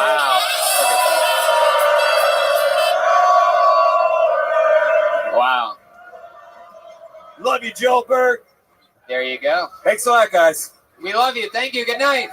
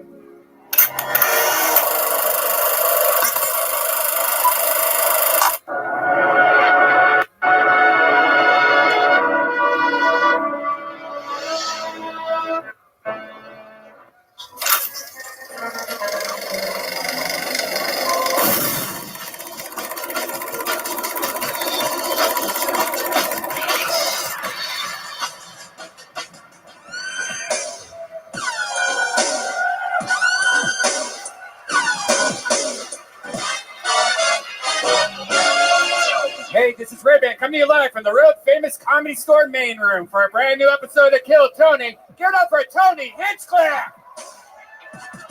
Yeah! Come on, guys. It's Monday. Make some fucking noise. There you go. Red Band's here. Hi. The great Ryan J. Ebelt has already started drawing tonight's episode. This is very, very exciting. I'm all Nitro Caveman coffeeed up. Use the promo code KillTony. Save 10% on all your Caveman coffee. And life is good. I mean, I am excited. It's a beautiful day here in Los Angeles, California, and no one has more fun on Mondays than us. So congratulations for being here. It's exciting times. Just got back from another crazy weekend in Fort Wayne, Indiana, and never really ends. just keeps going on and on. But now now we're focused more on stand-up comedy for the next couple months. I'm doing the Miami Improv this weekend, 5 shows in Miami, and then I'm doing Key West the first weekend of September. Red Band's headlining San Diego August 17th, and I'm headlining the Hollywood Improv August 23rd. Then Kill Tony Dallas October 3rd, stand-up 4th and 5th. And Kill Tony Mania. The road begins on Sacramento, October 16th and 17th. And then Kill Tony Mania live in San Francisco, October 18th and 19th. That's almost sold out. So if you're flying in from around the world for that special 6-show event, get it now. Australia, the end of October, for the first time ever, Kill Tony does massive theaters in Australia. Melbourne, Sydney, and Brisbane. That goes on sale in what I believe is now 1 week and 1 day. We do our first ever Kill Tony in Washington, D.C., because who can forget we are Americans and we love America, so we're going to Washington, D.C. We're doing stand-up there November 8th and 9th as well in Washington, D.C. Goes on and on. We just keep working. We don't stop. We've been everywhere this year, all around America, all over Europe. And I'm going to be honest with you. We have more money than we've ever had in our entire fucking lives. Such a weird thing to go crazy for. Only in America. We have a booming economy right now. We're making money. Life is good. I'm going to be honest with you. Brian and I, from Ohio, we love spending our money. He's got a brand new Tesla. I got a Corvette that I hate bragging about. And we love buying stuff online. It's something that you and I both do. You ever buy something online only to find out later that you missed a discount? Well, I don't overspend anymore thanks to Honey. Honey is a free browser add-on that finds me the best deals online. The app magically auto-applies the best deal to my cart at checkout, and they find discounts and coupons across 37,000 different sites. Amazon, Sephora, Best Buy, Nordstrom, and more. With Honey, I don't worry about missing a deal. I just shop like normal, and Honey handles the rest. I don't know if you're like me. Every time you see that coupon code box, it's like a mission. You must find a coupon code. You like, I Google tons of websites. I spend all this time. Honey is just an attachment that goes into your browser. It automatically shows you all the coupons that are out there.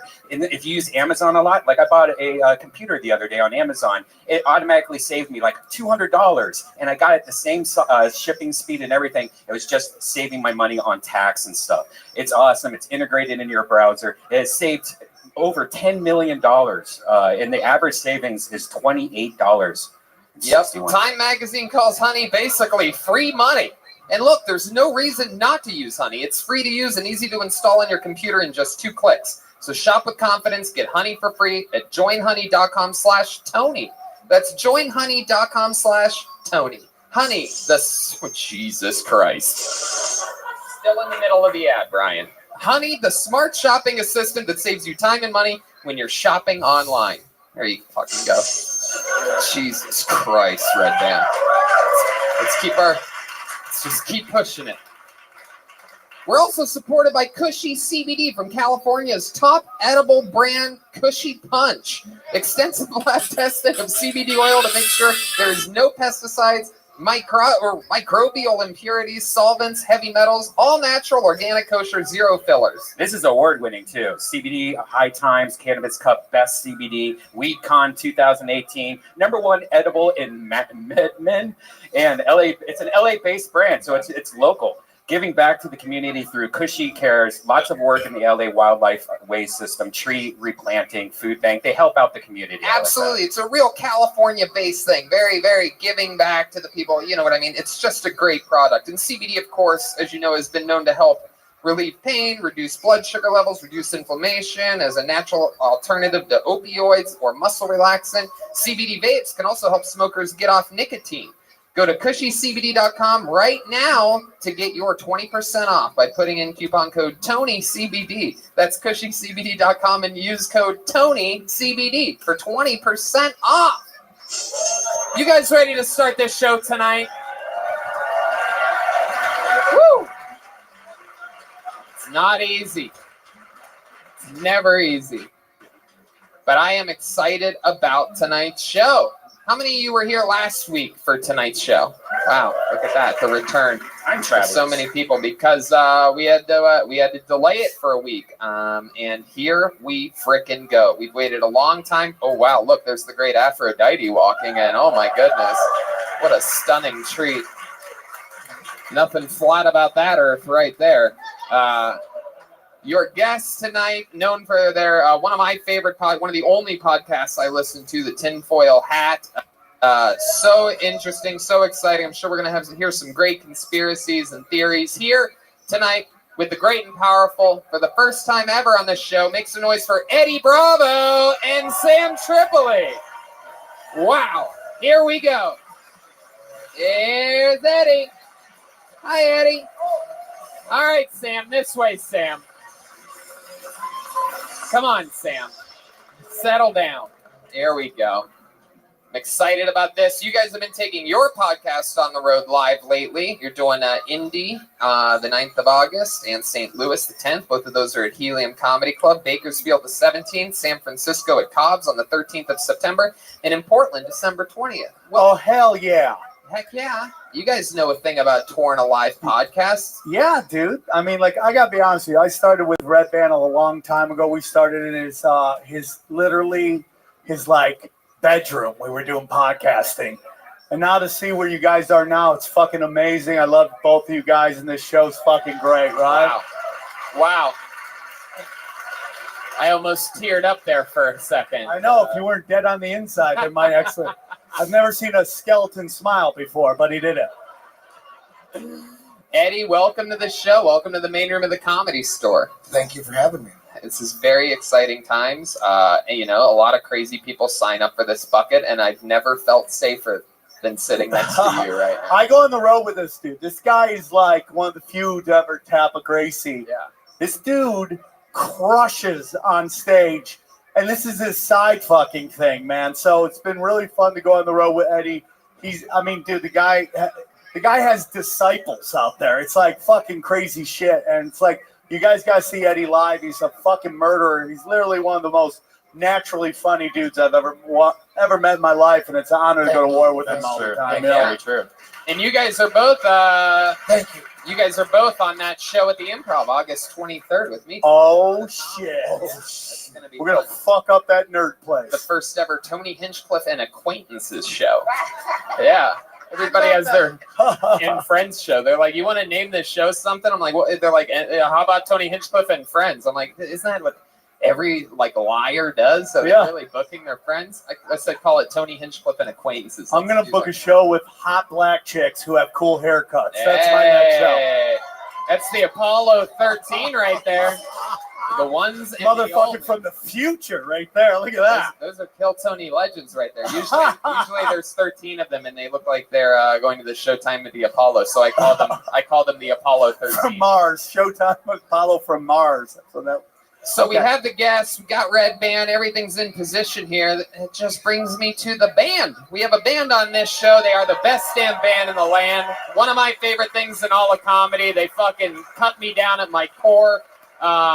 Absolutely hilarious. Every single episode they commit to being different characters. I never know what they're going to be or what they're going to do. There's a lot of pyro happening. Stage is filled with smoke. Let's all find out what they are here tonight together. Make some noise for the Kill Tony band. Yeah. Jeremiah Watkins, Roma Chris, and Joelberg Joel Jimenez. Wow, there's a lot of smoke. Whoever's on the smoke should stop pressing that button. Wow. Holy shit. My goodness. Wow. This is crazy. It appears to be bad guys or scary movie people or something, I do believe. I believe that's Slender Man. I think that's a haunted fisherman right there. I think the Gorton's fisherman is here. Okay, guys, let's get to it. I don't know if you hear the crowd or not, but that's an evil white man. We are good on smoke. Oh my God! This is frightening. Where's your mega hat, dog? Okay. This is very scary. You gotta hate Mexicans. Yeah. This guy wants a wall badly. Look at that little hole in his mouth. I bet he can't dance. I bet. What are the odds that he can dance? What are the odds? This is frightening. I've never seen someone's nose squozing in so tight before in anything in my life. It's unbelievable. I'm guessing you're Slender Man. Am I correct? Yeah. Whoa! Wow! Wow, That's incredibly annoying already. Maybe your voice can magically haunt itself to be something listenable. Your voice is No idea what you're saying. Okay, very good. No one has any clue what you're saying in that voice. Okay, try again. Go. Make America great again. Hey, there you go. Heck yeah, we got that. I agree with that. And then clearly, you are a haunted fisherman of some kind. The name's Hookman, Tony. All right, we got the name's Hookman. Slender Man. I didn't make up my own legend, Sam. And then clearly back here we have the girl from The Exorcist. Am I right? No, man, but say my name in the mirror 3 times, Tony. Bloody Mary. Yeah. Bloody Mary. Oh my God. Known to the Mexicans as La Llorona. Wow, there are a lot of Mexicans here. Slender Man looks. Got a fucking problem with it. Oh my God. Wait a second. Are you related to the Billingsleys at all? I didn't hear what you said, but yeah, maybe. Oh my God. Wait, Slender Man. I've never seen someone so scary do something like open their mouth hole before.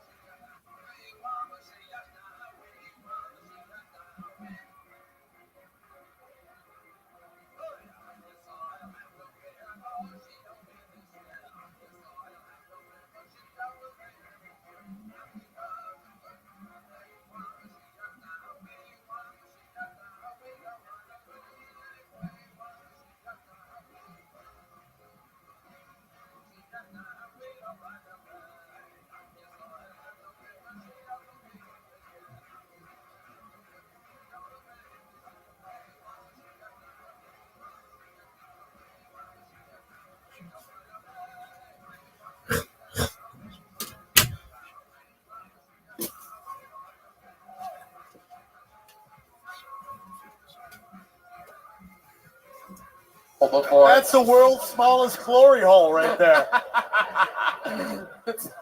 Perfect. This guy, that's where Dr. Ken sticks his dick. Oh my God. Okay. We got Slenderman, Hookman, and Bloody Mary. Eddie Bravo, Sam Tripoli, which brings me to this, the final piece of the puzzle. The Bucket of Destiny, ladies and gentlemen. Ichabod's Bucket of Destiny. Bloody Mary. Bunch of people signed up for the show earlier. If I pull your name out, you get 60 seconds, and then I interview you afterwards. We find out a little bit more about you, and you know how it works. If I pull your name out, you know your 60 seconds is up and you hear the sound of a kitten. That means wrap it up then, or else you're going to bring out the angry West Hollywood Bear. That's it. You guys ready to start this show? We are live. Everything is happening. You made it, baby. The #1 live podcast in the world is back on a Monday night. Dude, you packed out the main room on a Monday. You know, I always wanted to make a hit show on a Monday because I would always be bored on Mondays. It used to be my least favorite day of the week, and I purposefully always wanted to have a great Monday show because it makes the rest of the week even better. Yes, tinfoil hat is correct. For the people. I don't know if you guys can see that from where you're at, but only one person here signs up with Black Sharpie every single week. She started on the show a few years ago. We fell in love with her. Every time she comes up, she's a little bit better than the last time before, which is inspiring for everybody because she's 63? 63? 63 years old. I present to you a Kill Tony legend, an icon, Aphrodite. We're starting it up with a bang, baby. I can feel it. This is a special episode tonight. Holy shit. Come on, people. It's the one and only Aphrodite. Yeah! Oh my god. Oh god. If you guys don't mind, I'd just like to rub my coochie for good luck right quick. Oh, I forgot I'm not at home. Okay. You know, I know a lot of you have been called names by your parents, you know, like stupid, right, sir? Dumb. You know what I'm talking about, right, ma'am? Lazy. Hey, pay attention. But me, my mom's really special. She thinks of me as disgusting. Disgusting. That's the new word. Disgusting. Oh, you don't know why? Hold on.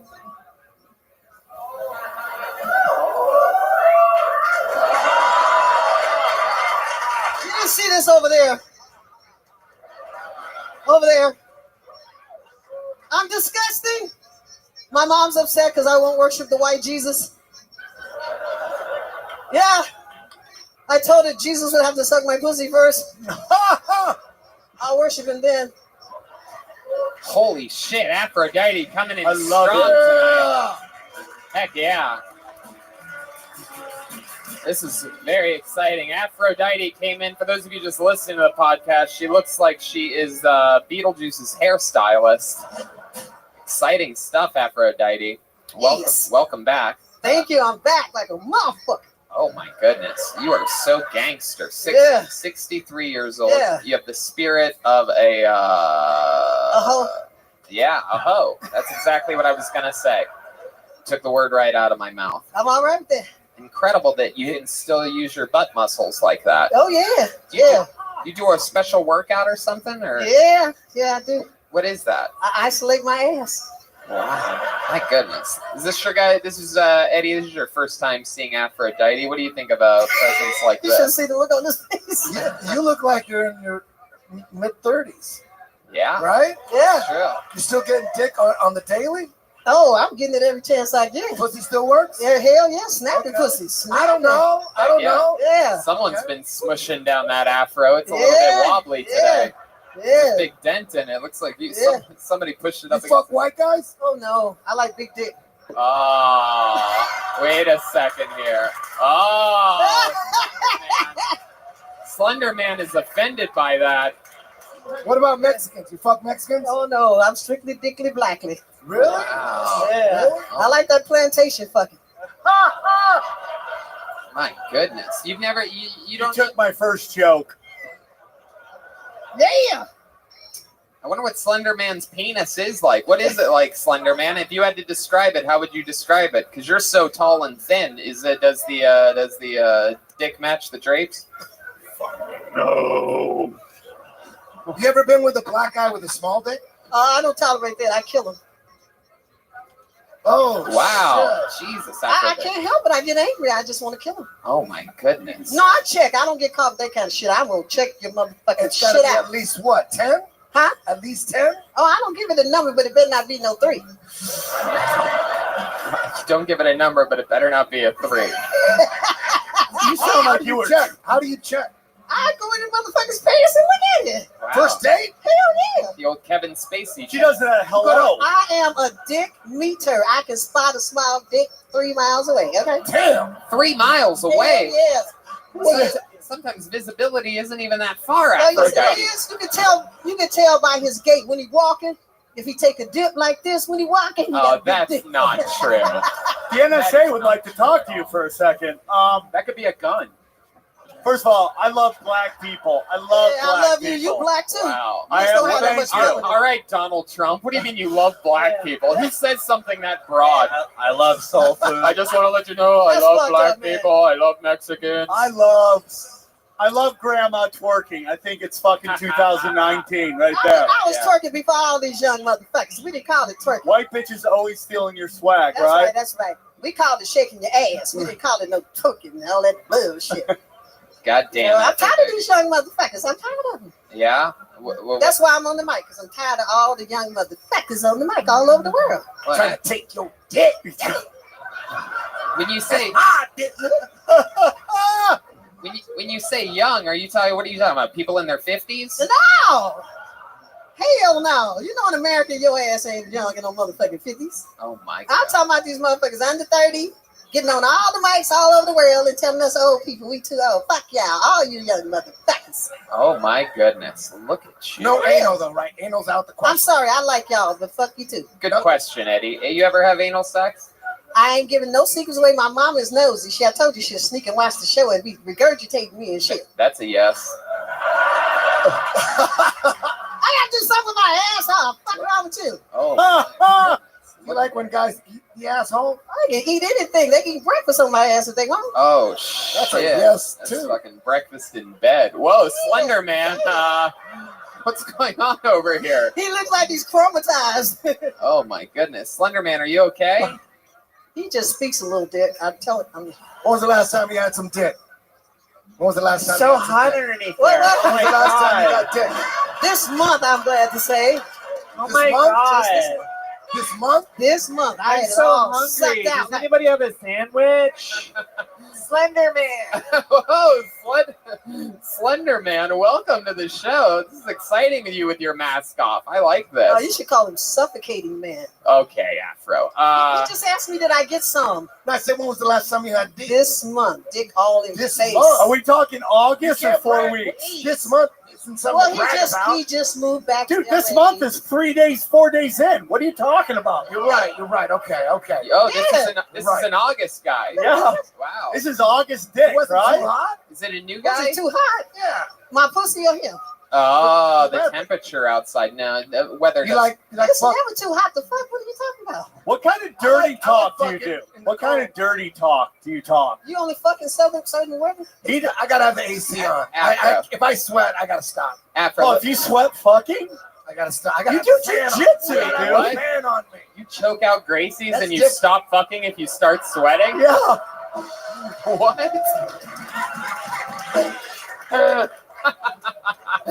Wow. I gotta have the fan on me. That's hilarious.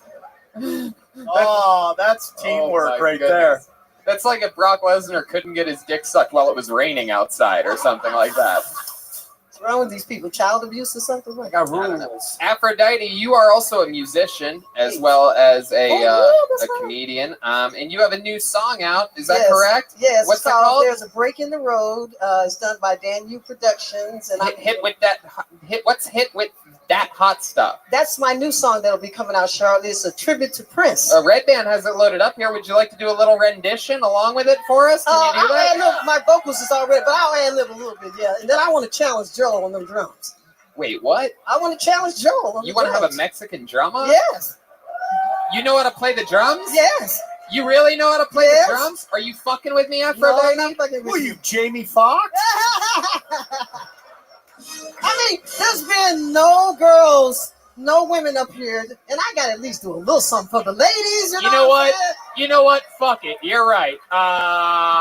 If you can actually play the drums, you're a legend on the show. I think it's a win-win situation for us. Let's get the show started with Hell a bang. yeah, Joe. I got to do Aphrodite, something for the ladies.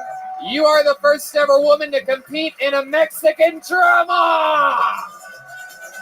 Here we go.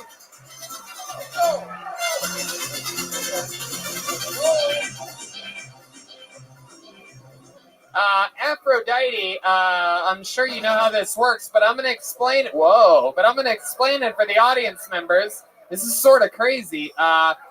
If Aphrodite wins, she becomes the new drummer for the Kiltony band. What? This could be one of those moments that we're going to remember forever. However, Aphrodite, I must remind you that the competition, the drum solo competition that happens, it's about overall comedy. It's about giving it your all. It's about performance. It's about comedy. So there you go. With all that said, I present to you, for the first time ever, a Mexican drum-off with Aphrodite. Whoa, she's dropping her tits on the cymbal. This is crazy. Here she goes.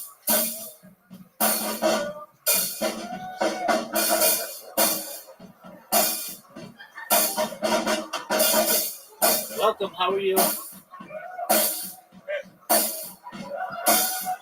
Hello.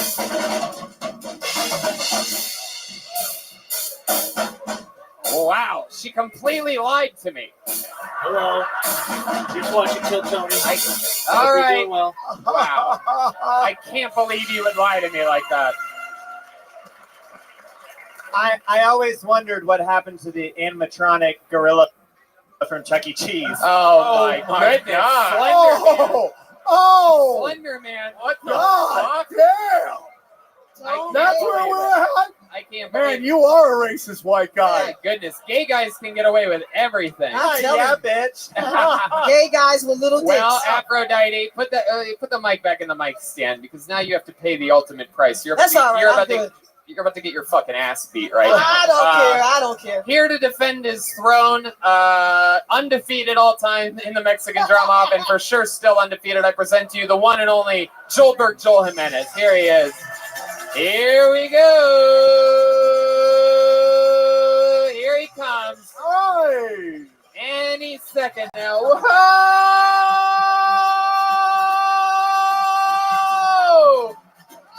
Oh my God! Wow! Look at Yeah! Oh my God! He had a purple dildo with sparklers on it. For those of you listening, he dipped it into a glass to put the sparklers out, but one of the sparklers didn't go in the water. It was alcohol. Bad idea. Wow! That was donkey show level Mexican good, my friend. Yeah, that's what he does. Joel, show these motherfuckers how a drum off's supposed to go.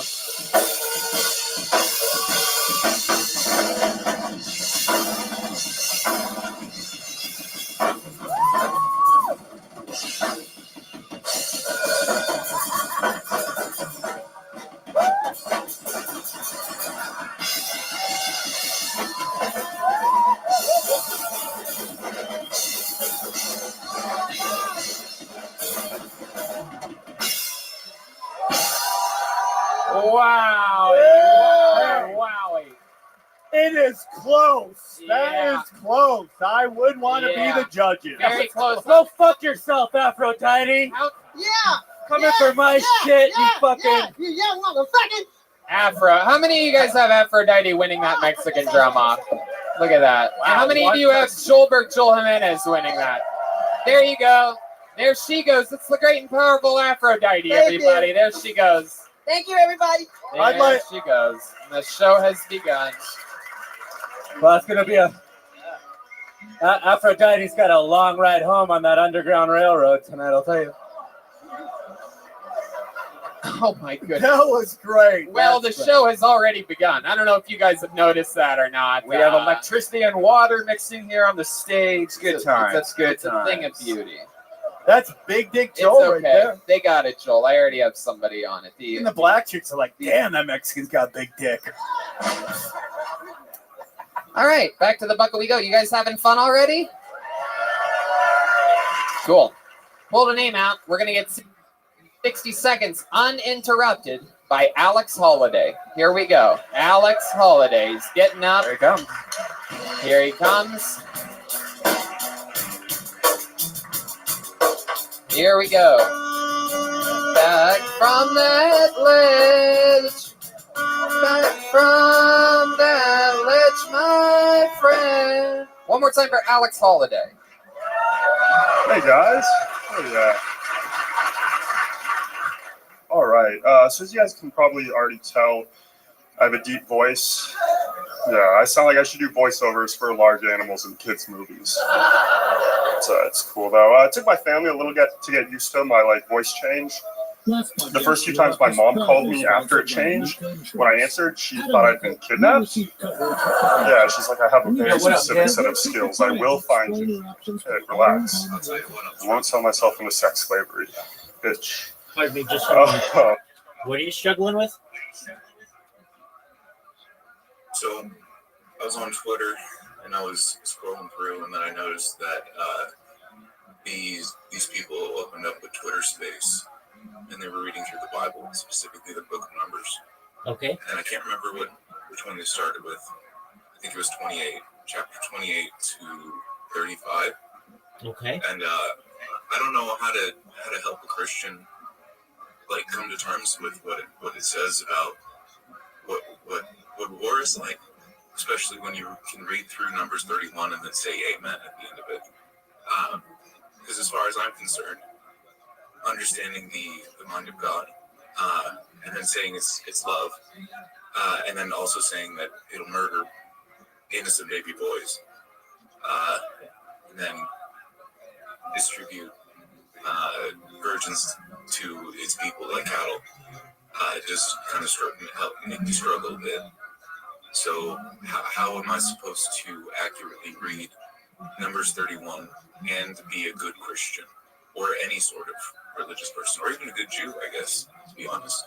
I can't advise you on being a good Christian because I'm not a Christian, and I would advise you to go to a priest or pastor or to a rabbi. No, don't go to a rabbi if you want to be a good Christian. Here's what I can tell you. I'm not a Christian myself. Okay. But I do respect the rabbi for talking about the word, and specifically the Torah. Yeah, no, I understand that. Here's what I can tell you. These are traditional stories that are essentially written by people or interpreted thousands of years ago. And it is best for you to live your life in a modern age with modern mentality. What specifically about Numbers is causing you so much struggle? Numbers 31.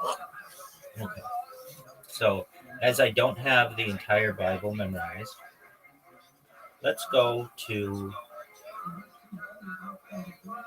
This is the Israelites were wandering for 40 years. This is them approaching the promised land once again for the second time.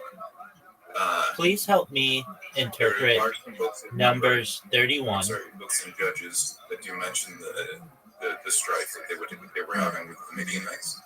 But that might have happened actually later, well after these stories, well after they retook the promised land. But this was essentially get to the promised land, 4 years of wandering, then you get back to it. Right before they got back to it for the second time, this is what happens with the Midianites. Basically, I would say it's an explanation of how they would treat the cities within Canaan. I would imagine that they would treat them somewhat similar until they, schizophrenic themselves out of doing it and just kind of like meshed into the culture eventually, which is why they become Jews, because the clan of Judea is the only one that survives the meshing into the modern cultures, because the way that the Israelites had first attempted to do it was to just kill them, and that was so bad for your brain that the House of Judea is the only one to survive. Absolutely. All right, let's talk it out. So, I use AI to help me interpret some of these things, especially something on the fly. That's fine. That's a good thing. I agree.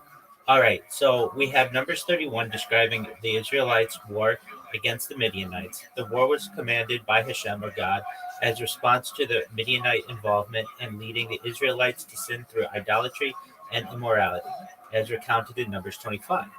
Moshe Rabbeinu, or Moses, is instructed to take vengeance for the children of Israel against the Midianites, after which he is told that he will be gathered unto his people, meaning he will pass away. All right, so some key points. The command to fight. Hashem, or God, commands Moshe Rabbeinu, Moses, to take vengeance on the Midianites. This is not an act of aggression, but a divine command to remove the source of moral corruption that had severely impacted Israel. The army, Moshe Rabbeinu, or Moses, sends 12,000 men, 1,000 from each tribe, to war, along with Phinehas the son of Eleazar the priest, who takes the holy vessels and the trumpets for sounding the alarms. The battle, the Israelites kill all the male Midianites, including their kings and the prophet Balaam, who had advised the Midianite women on how to cause the Israelites to sin. Captives and spoils. The women and children are initially taken captive, and the possessions and livestock of the Midianites are seized as spoils of war. Purification and division of spoils. Upon returning from battle, Moshe Rabbeinu, and Moses, is angered by the soldiers for sparing the Midianite women, who were instrumental in causing the Israelites to sin. Specific laws are then given for purifying the people and the spoils of war. The spoils are divided between the warriors, the rest of the community, and the donation of the tabernacle. The moral and ethical lessons. The chapter concludes with a detailed account of the division of the spoils of excellent offerings made to Hashem or God from the spoils of war, emphasizing the sanctification of material wealth and the importance of gratitude towards Hashem. So let's talk about the lessons and contemporary applications where this may be more beneficial. So there's the idea of divine justice. The war against Midian teaches about divine justice and the consequences of leading others to sin. It underscores the severity of idolatry and immorality. Okay, we've got that established. There's leadership and responsibility. There's Moshe Rabbeinu's leadership in directing this difficult command, and it shows the weight of responsibility leaders carry, especially in matters of spiritual and moral welfare. There's the sanctification of material gains. The detailed laws regarding the spoils highlight the concept of sanctifying material wealth. Everything material can and should be elevated to serve a divine purpose. This chapter, like many in Torah, can be a challenging concept to understand and accept, especially from a modern perspective. It deals with themes of divine command, justice, war, and purification, which require thoughtful study and consideration. And so, what specifically of that are you struggling with? So, I can come to conclusions with my individual self as to why God would call for the death of a newborn baby boy. A lot of them. So, if God is good and God is loving, why would God suggest to the Israelite people that the murder of any baby boy is acceptable? Great question. Here we go. If God is good, why would God suggest the death of the young boys of the Midianite people? More than just young, from newborn to infancy through small childhood. So like genuinely from newborn up to, I don't know, there were 32,000 virgin girls that were spared, so I would imagine that there were at least 32,000 virgin boys that were there at the time until they were murdered outside the camp. Because that's murder. This is indeed a profound and challenging question. 32,000 virgin boys were slaughtered, and I'm trying to think of, that's a lot of baby boys. Absolutely. Absolutely. Slaughtered in the name of God. Certainly. This is a tough question, one that touches on the nature of divine injustice and the moral complexities found in the Torah. The episode involving the Midianites, as described in Numbers 31, raises difficult issues, particularly regarding the command to kill not only the combatant males, but also the women and male children among the Midianites. First, it's important to contextualize this event within the broader narrative of the Torah and its theological framework. The commandment to go to war against the Midian was not based on territorial conquest or personal vendetta, but was a divine directive specifically because of the Midianites' role in leading Israel into grave sin, idolatry, and immorality, as seen in Numbers 25. This sin had severe spiritual and physical repercussions for the Israelites, including a plague that resulted in the death of 24,000 people. The decision regarding the Midianite women and children is particularly troubling to modern sensibilities. It's something with which you're struggling. In the Torah perspective, the male children were considered to be the future perpetrators of the Midianite culture, which was deeply enmeshed with practices antithetical to the values the Torah was promoting, including monotheism and moral laws. The killing of the women involved in the incident at Peor was seen as a direct punishment for their active role for correcting the Israelites. Here are a few points to consider. Divine perspective versus human perspective. The Torah teaches that God's understanding and vision encompass all of time and space, seeing the end from the beginning. Decisions that might seem harsh and difficult from a human perspective are viewed as just from a divine perspective, considering factors beyond human comprehension. So would the reader be? That's would true. the reader of the word. That's true. Absolutely. Collective responsibility. In biblical times, nations were often seen as collective entities rather than collections of individuals. The actions of the nation, especially those that are systemic and cultural, brought collective consequences. Moral lessons. The Torah narrative teaches about the severe consequences of leading others into sin, especially on a mass scale. This is a serious warning against the influence one can have on others and the responsibility that comes with it. Historical context. Understanding the historical and cultural context of ancient warfare and justice can also provide insights into these episodes. The norms and practices of the time were significantly different from modern standards. It's crucial to approach these stories with humility and recognition that our understanding of morality, influenced by contemporary values, might not directly apply to the interpretation of ancient texts. These narratives challenge us to think deeply about justice, morality, and the consequences of actions on a communal scale. That still doesn't So get God to. would inherently be ignorant and based on the information that the people of the time had access to. I don't know if God is ever necessarily ignorant. There's the idea that God was ignorant of the innocence of his baby boys, or did he realize that they were innocent and still had them put to death? Let's find out. Or are you saying that they inherently were not innocent? Did God recognize that the baby boys that were put to death were innocent? How is this interpreted? Did he recognize they were innocent, or would he say that they were inherently not innocent?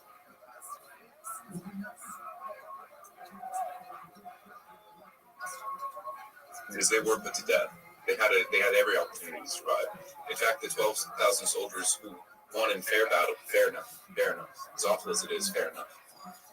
They take the women and children back to the camp, and Moses himself, freer of the people, decides that these baby boys should be put to death, and then has them do so.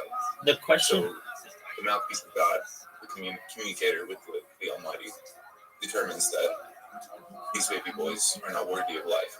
So I'm going to go with this to That's give valid. the nature of what Moses is. Let's say that is an accurate representation of the will of God. So what did God determine was in these boys that was worthy of being put to death for? That's valid. The question of innocence, particularly in the context of the Torah's narratives, involves deep theological consideration about divine justice, human agency, and the nature of sin and punishment. In the Torah worldview, God is omniscient and perfectly just, and his judgments are considered to be righteous and based on a complete and perfect understanding of reality, both temporal and spiritual. This understanding surpasses human comprehension, which is limited and often influenced by our immediate moral and emotional perceptions. And I get how we're interpreting this. These are innocent children. They haven't sinned. They haven't done anything wrong. Why are these boys being executed? Regarding the specific case of the Midianite children in Numbers 31, the Torah does not explicitly discuss their innocence or moral culpability, but rather focuses on the collective actions and the future implications of the Midianite society's behavior. The directive to kill the male children, along with the combatant adults, can be seen as a preventive measure against further occurrence of Midianite hostility and moral corruption. In the ancient Near Eastern context, and specifically within the framework of biblical narratives, the continuity of a hostile group was often seen through the males who would grow up to perpetuate their culture's values and conflicts. From a broader theological perspective, the Torah teaches that God's judgments take into account factors beyond our understanding, including the spiritual and historical impacts of every action. While from a human perspective, especially with contemporary sensibilities, the death of children is a profoundly troubling act. The Torah's narrative suggests a different framework where communal and future consequences are also considered in divine commands. It's important to acknowledge the complexity and discomfort that these passages can evoke. They challenge us to think about divine justice in ways that are not easily reconciled with modern notions of individual justice and innocence. In Jewish thought, there is an ongoing discussion and struggle with these texts, with various commentators offering different perspectives to try to understand the ways of God as described in the Torah. For example, some commentators suggest that these commands were specific to the historical and cultural context, and they're not meant to serve the general principles of contact.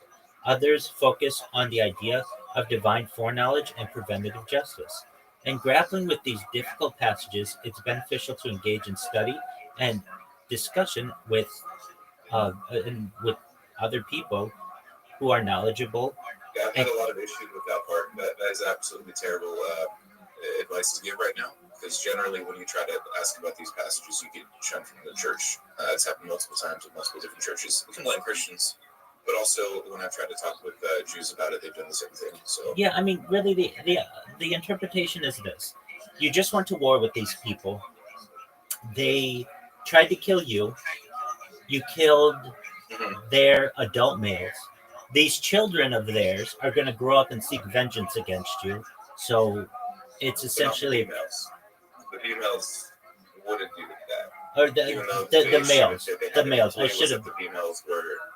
I should have been specific. The males are going to grow up and seek vengeance against you. So it's a preventative measure to eliminate them before they become a problem. But the reason they had the war in the first place was because of the females. That's in okay. response to the actions of the females. That's okay. Nevertheless, the men are going to seek vengeance for the death why of. would we kill the males if the females were the issue? Because the men are going to grow up to seek vengeance against you.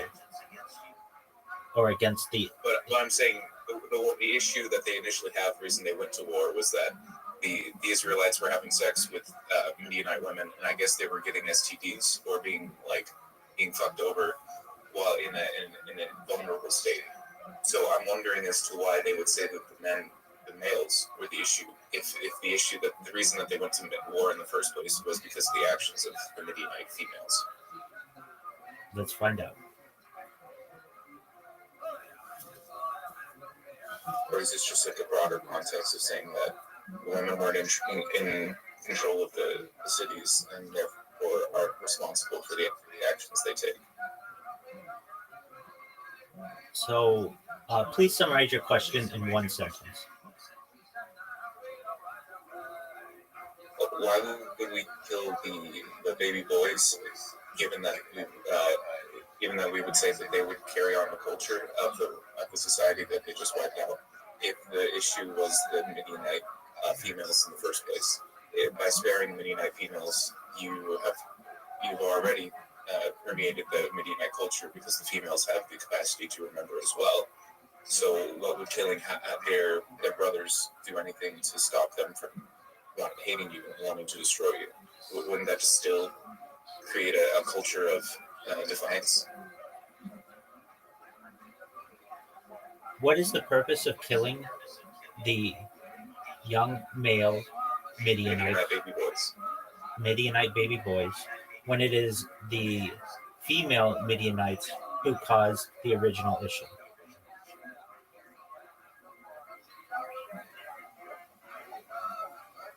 My interpretation of it would be to eliminate the potential danger that the young Midianite males could pose. I thought it was just because they wanted to fuck the spoils of war, because that's pretty obvious. Yeah, I mean, there's that too. There's less competition. But that's what we're talking about.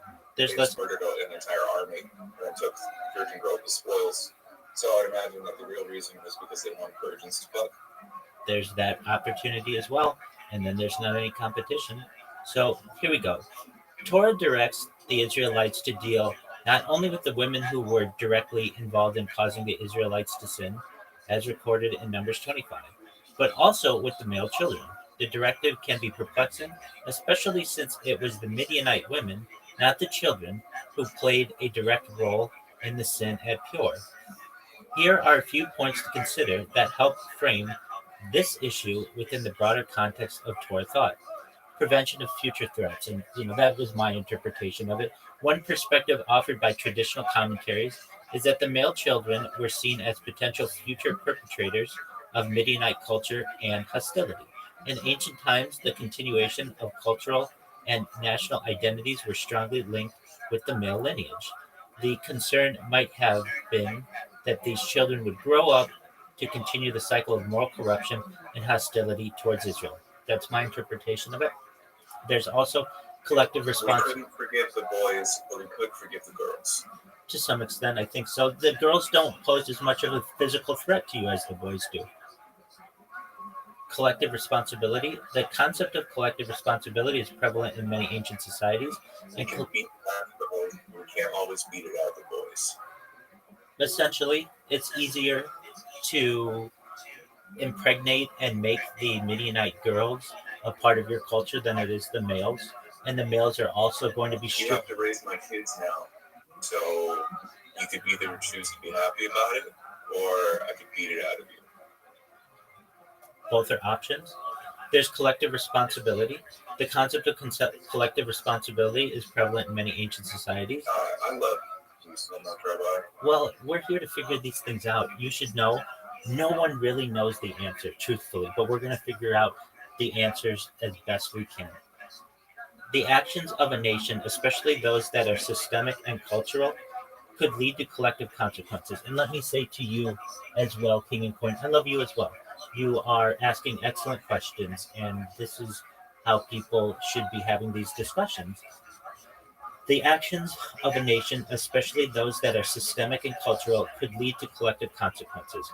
While this is a challenging concept, especially in light of modern individual ethics, it reflects a worldview where the collective fate and moral standing of a community are deeply intertwined. Divine command and justice.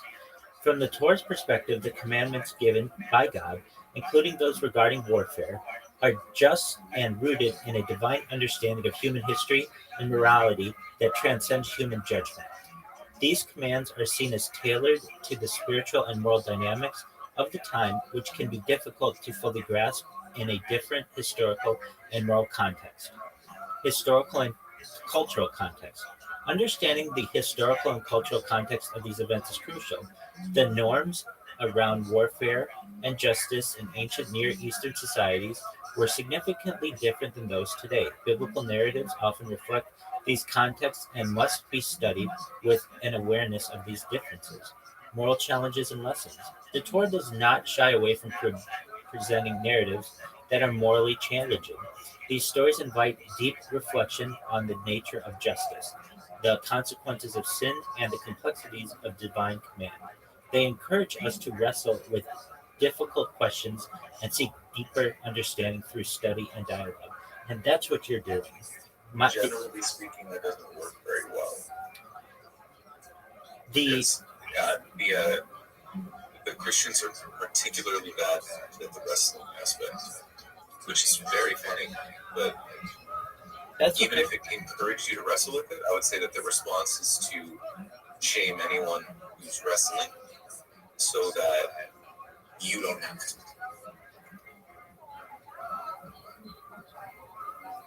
In answer to your original question, why is it that the boys were killed and not the girls, even though the girls were the ones who originally had done the harm? It seems that it's prevention, at least my interpretation, it's prevention of future threats.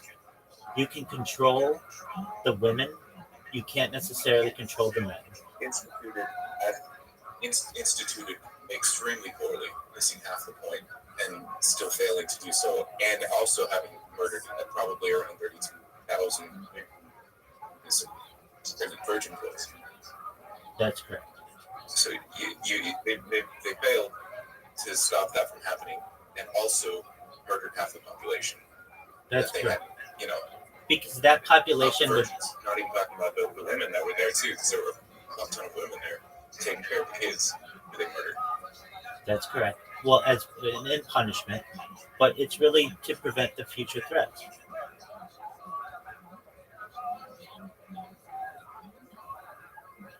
It may not be a satisfying answer. Passover's about this, right? No, the Passover is about Moshe Rabbeinu and Moses leading us out of Egypt, generally.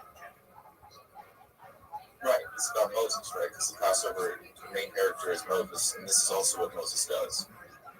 Yeah, but the story, it's really about the Exodus, not Numbers, necessarily. So we like it when we use the power of God to free ourselves from the institutions that enslave us, but we don't like to think about what we do with that power after we've freed ourselves. Well, I think it's human nature to, at least in this case, want to eliminate the threats to you or to your people. And in order to prevent future Well, I would threats, say that they inherently failed at doing that. So we didn't eliminate any threats. We just eliminated half the threats and actually made what remains hit us more. I mean, you can interpret it that way. Essentially, you have a group of people who see another group of people as a threat, and they were eliminated. They just so happened to be young boys, and the reason why they were chosen is because they would grow up to be men and could perhaps in the future be a threat to the nation. Because the nation realized that they had risen up and left, and they were worried that this nation would rise up and kill them. That is certainly a realization that they have. So they were like, even though the main, I guess because what had happened with them as far as getting up and leaving, they had left a lot of destruction behind, including the death of firstborn children. Absolutely, yeah. And now they're like, okay, well, best case scenario, even on our way out, even us just saying that we're going to leave, we had to wipe out their armies with magic, and that was the only way, and that was still the only reason that we were able to survive. It's because God allowed us to split the Red Sea and then closed it in on them, destroying their armies. That's how we made it to the other side of the Red Sea. And they're like, well, that was fantastic, but also we killed them. Like God, we allowed God to spare our children while letting Him destroy theirs. And we were like, no, that's not that. These people that we tell these stories to are going to find out that we're like, we kill babies too.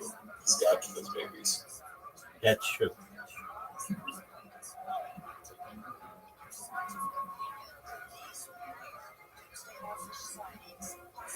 Yeah, it's wild.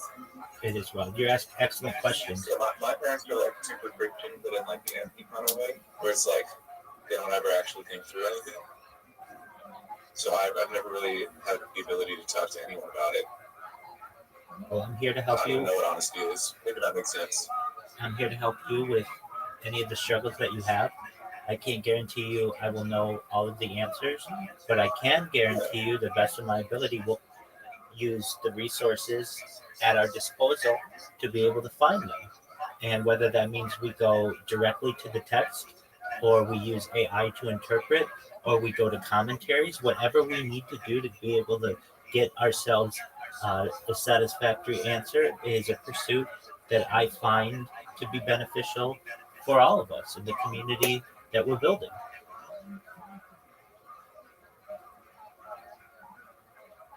These books are still in the Torah? Oh yeah, like today? Absolutely.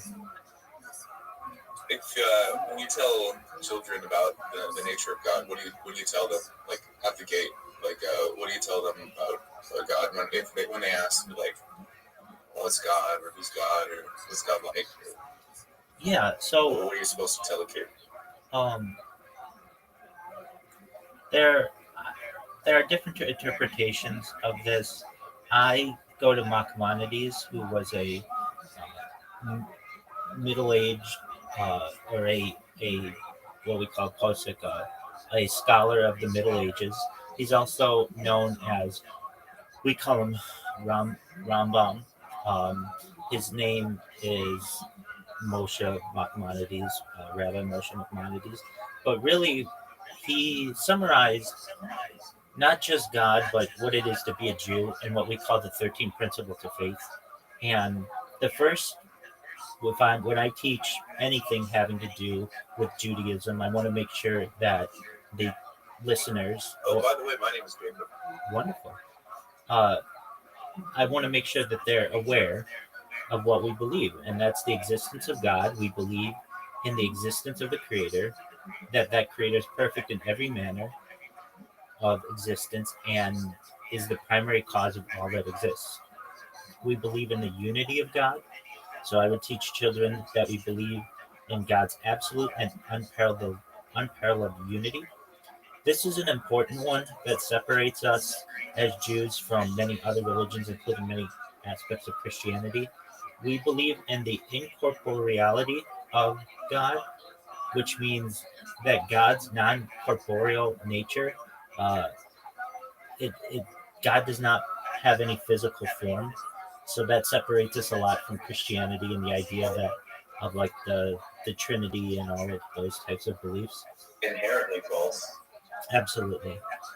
And also there are some ways that we interpret or at least phrase things that may say like sitting at the right hand of God, but we don't actually believe in like some white bearded person in the sky and you're actually sitting at their right hand. It just means to come closer to to the presence of God. That much is acceptable, absolutely. But saying that the inherent incorporeality of God is false. No, you have to exist physically. Even if all you existed was physically in someone's mind, then that association to the concept would still be recorded physically in a person's brain, even if you weren't including a written text or the actions you took on behalf of such an entity in the world as a fingerprint of that entity. That would still be a physical reality of God. Well, what we really mean is that just God didn't have human form. That's what we mean in very simple terms. God inherently has human form, just not a singular human form. Like, yes, a singular human form, but like all of humans. Yeah, exactly. All of everything.